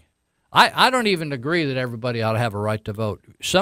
People ought to have an IQ test. People are dangerous when they get in that voting booth. They lose their mind. Did you know that I think druggies go in there? They can't even see the doggone ballot. So we got Roseville's raising taxes. They're the ones that got sued by Howard Jarvis and lost. Now they're right on the signs it says Roseville firefighters support yes on B. And then they turn around, oh no, this isn't a special tax. This is the general tax. I just hope that Howard Jarvis sues Yuba County, because otherwise politicians are just going to continue to steal from the coffers of the county. Those aren't their money. By the way, did you know that government, you don't owe the government jack? Did you know that? And the government doesn't own your money. They act like it. My friend Rick over there, and I got a kick out of Rick over there. He's texting me today he's listening from Idaho. He said, Lou, one day he said, I'm the second in line at the DMV. Walked in the door, he said, there's just one guy ahead of me. Over here, we got lines around and around and around and around the building. The people wait half a day to get in. Then he says, I went in and get a building permit. I was building something on my property, and the guy says, you don't need a building permit. He said, it's your property, build what you want. Doesn't that sound like America used to be? We'll be right back. We're going to finish up here in a half hour.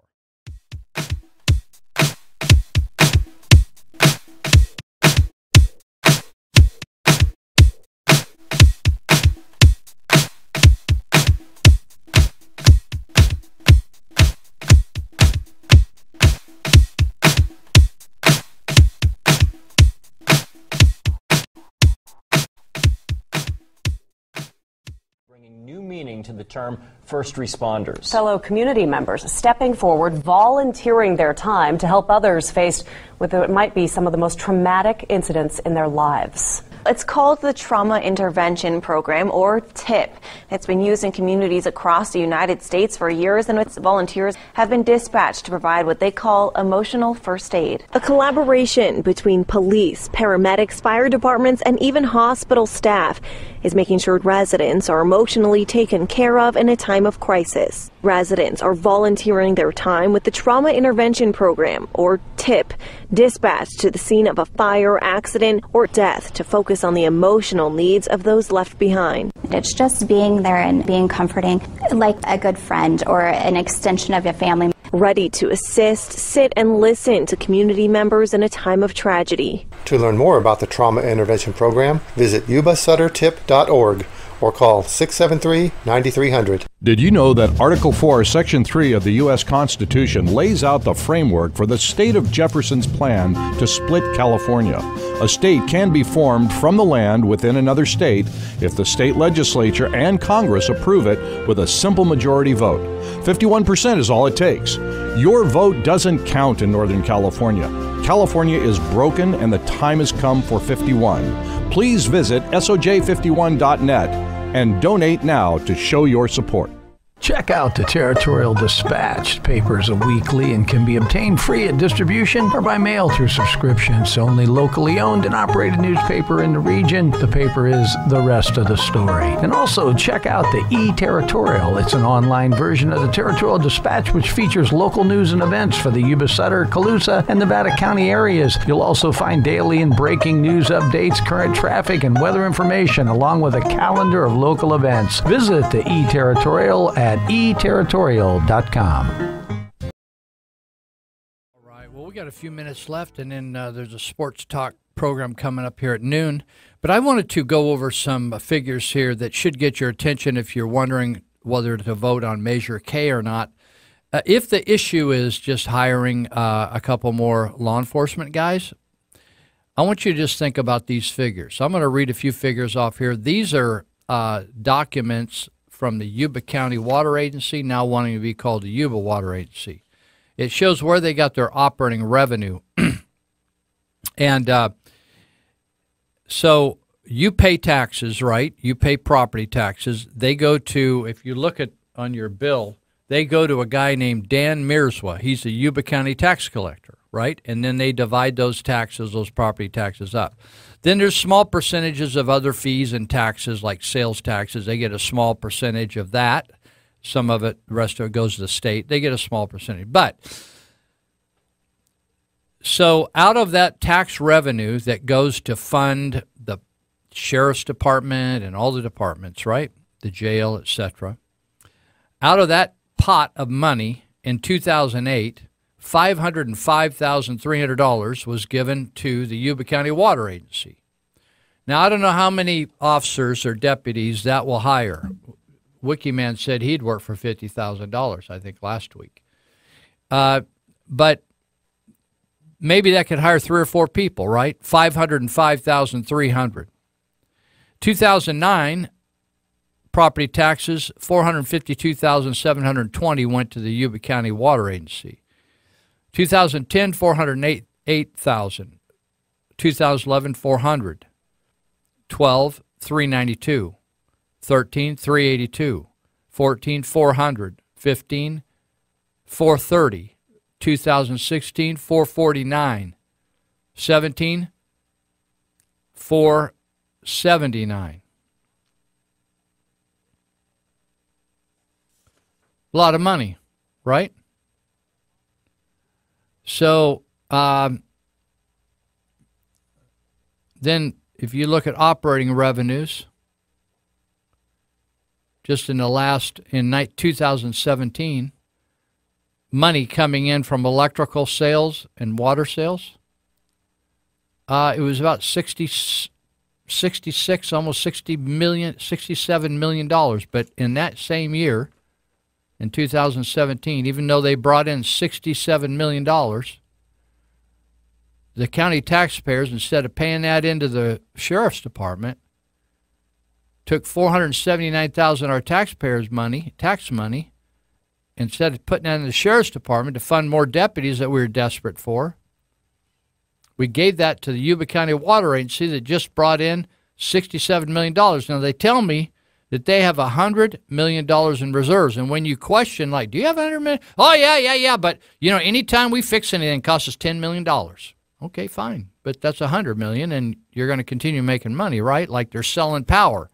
We now sell power from the Yuba County Water Agency. They sell the power off the power plant up there, off that dam. And when there's water shortage, they sell water from the water agency down to the Southern California. Now, in 2016, they sold $50 million worth of water and power.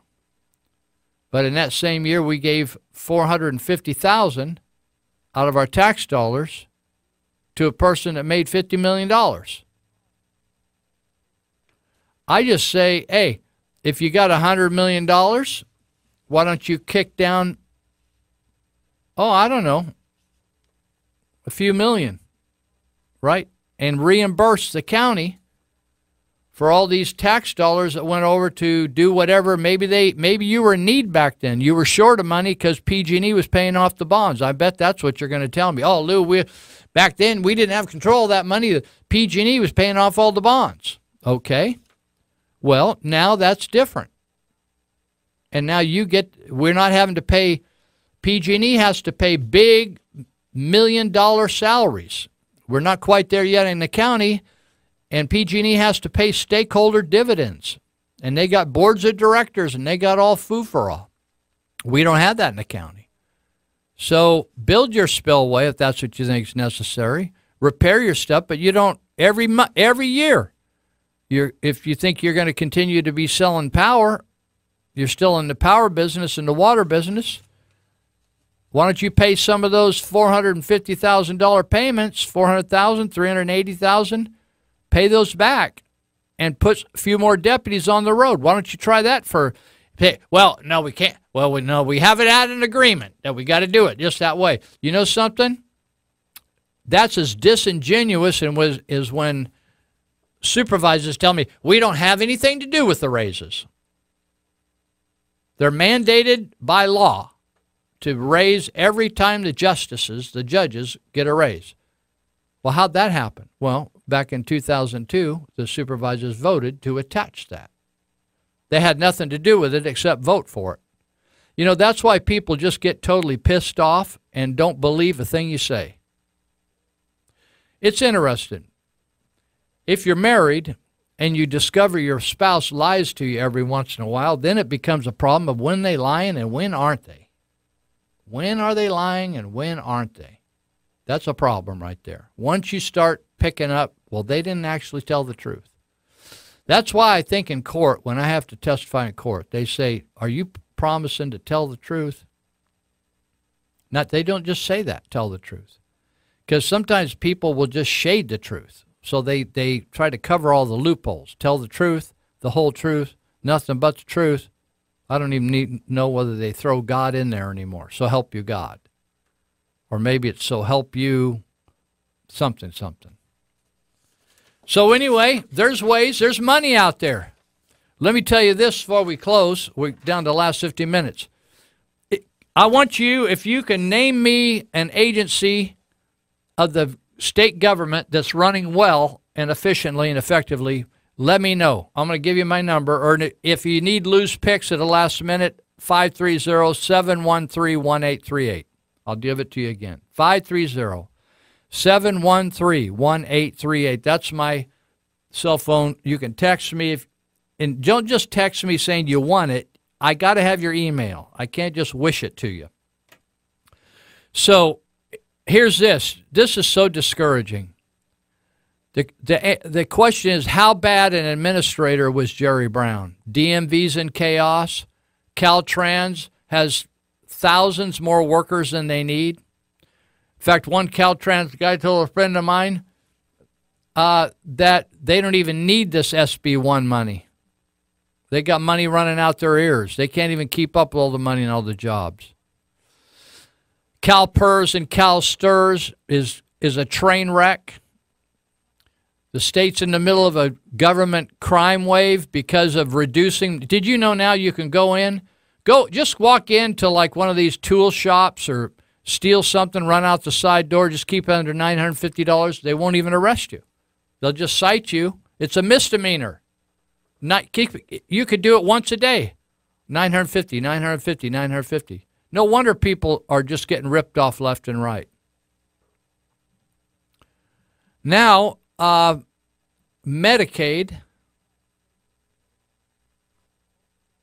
Medi-Cal, spent $4 billion more than it should, according to the recent audit the state did. And this is what it says, blaming meager state and local oversight. If you're out there paying your taxes, working your fingers to the bone, harvesting rice, right, doing your job, are you supposed to oversee the state and local governments? Blaming meager state and local oversight, a numbing audit released Tuesday says California cut doctors and insurers questionable Medi-Cal checks worth $4 billion between 2014 and 17, including $383,000 in premiums for a dead person. You know something? Some of these things are so outrageous. You just think, my mother, when she got angry at me once, maybe that's why I get frustrated. Every once in a while, I would do something that set her off, and she would jack slap me. No warning. She would just like swing and boom, catch me. Sometimes I feel like we need to jack slap some people down there. The state auditor combed through nearly $11 million Medi-Cal beneficiary records. That reminds me of when Mary Jane Griego, that criminal that got away, lives out in, she's a fry cook now in Olivehurst.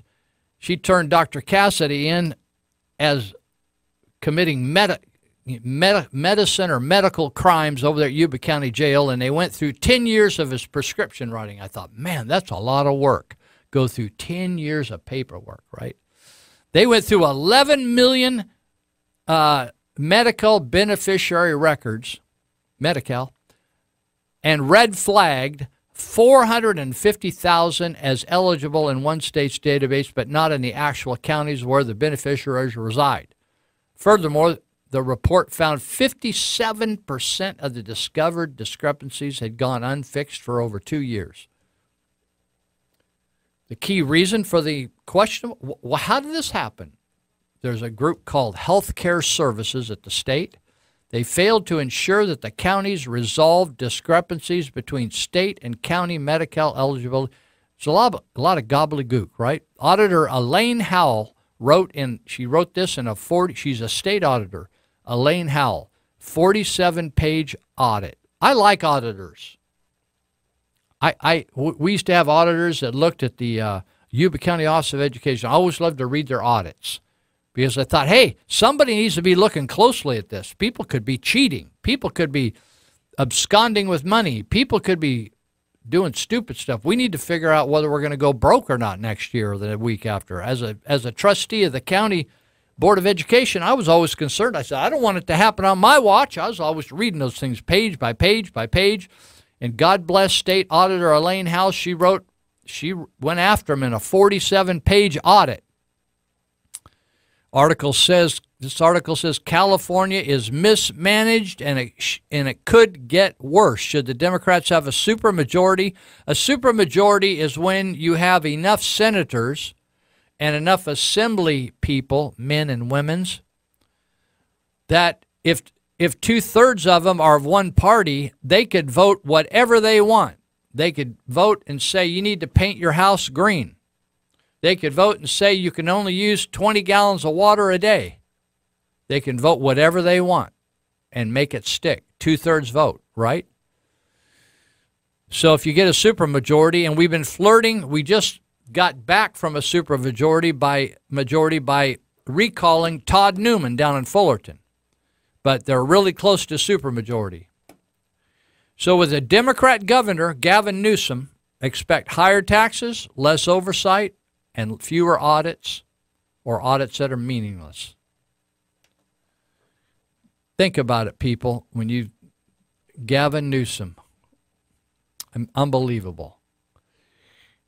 So when they look at the DMV, my goodness, the DMV. They used to have a bad reputation even when I thought I could get through pretty easy. The other day, I lost all my cards. All my credit cards, all my cards. My money was in my pocket, but the cards disappeared. I thought, I got dementia or something. I just couldn't figure out. And I thought I can replace my credit cards with a phone call, right? Boom, 800 number. Got you, Lou. We'll have them out in 3 days. My big fear, or my lament, as they say in the Bible, my lament, was having to go to the DMV and spend days over there trying to get a new. And then I thought maybe I would get one of those higher, more powerful IDs that now you can get on a plane with, because pretty soon a regular ID, you have to take your passport.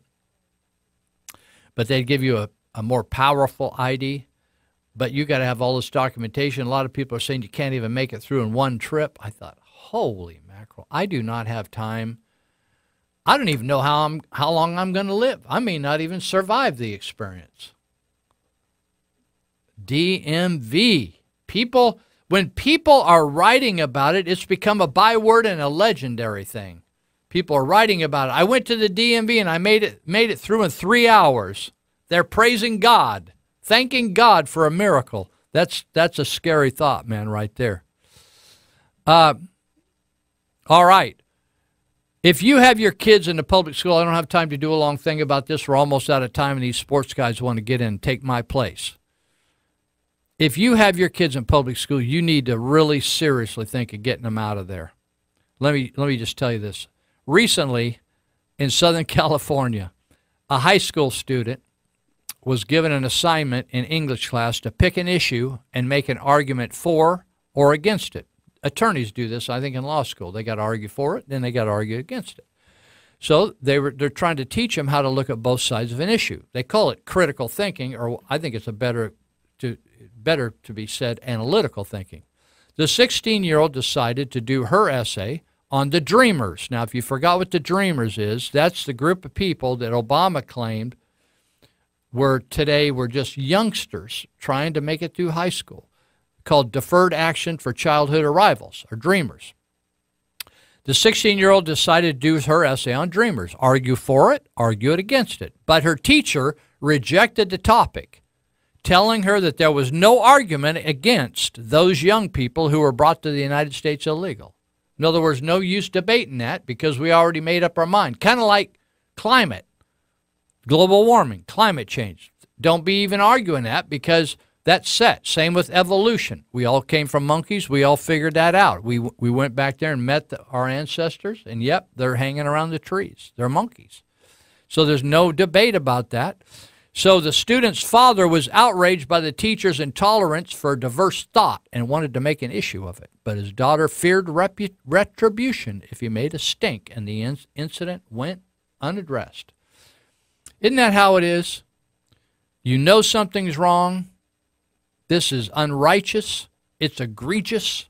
That means in all of us it's really bad. And yet nobody will want to take it on.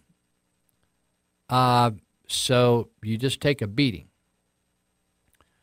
So locally, Dr. Cassidy in Yuba County took on the government. And because he had a clean slate in his past, he won. And Jason Parker, who people over there in Sutter County government call me a liar because of stuff I've written and call me I was biased because I'm his friend. I am his friend. I'm the friend of Dr. Cassidy's. But still, I'm going to write what I think. Just because you're a friend don't mean you're going to lie for somebody. But the interesting thing is, I told somebody the other day, I said, why don't all these people just go with read what the judge said? Why don't you just read what the document says? Don't take my word for it. Like people say, I say, go read what the Constitution says and study the Constitution. Don't take my word for it about the 14th Amendment and anchor babies. Did you know in Orange County, there's businesses that's charging $10,000, $20,000, $30,000, $40,000, $50,000 for women to fly in here from all over the world, Russian, Chinese, Mexicans, to wait around to pop their baby, and down in Orange County, L.A. area, you pay for them, and I pay for them, and then they become American citizens. It's a racket. So, all right, I think we're about landing the plane here. We're going to be back next week. We do a live show next week. We're going to do a live show next week. And we'll be talking about the election. Hey, don't forget, I guess you can't forget, right? Or maybe you can. November 6th. You should have already voted. But you can vote. If you don't have an absentee, you just go vote November 6th. So vote. My phone number, 530-713-1838. If you want my pics, I can still do that if you want it. I'm not trying to tell you how to vote. If you don't know what you're doing, I'd rather have you do what I say than just hold your eyes closed and pick. So if you run into somebody this week, be kind to them because they just might be an angel and you don't know it. And that would be a bad thing. So we'll catch you next week.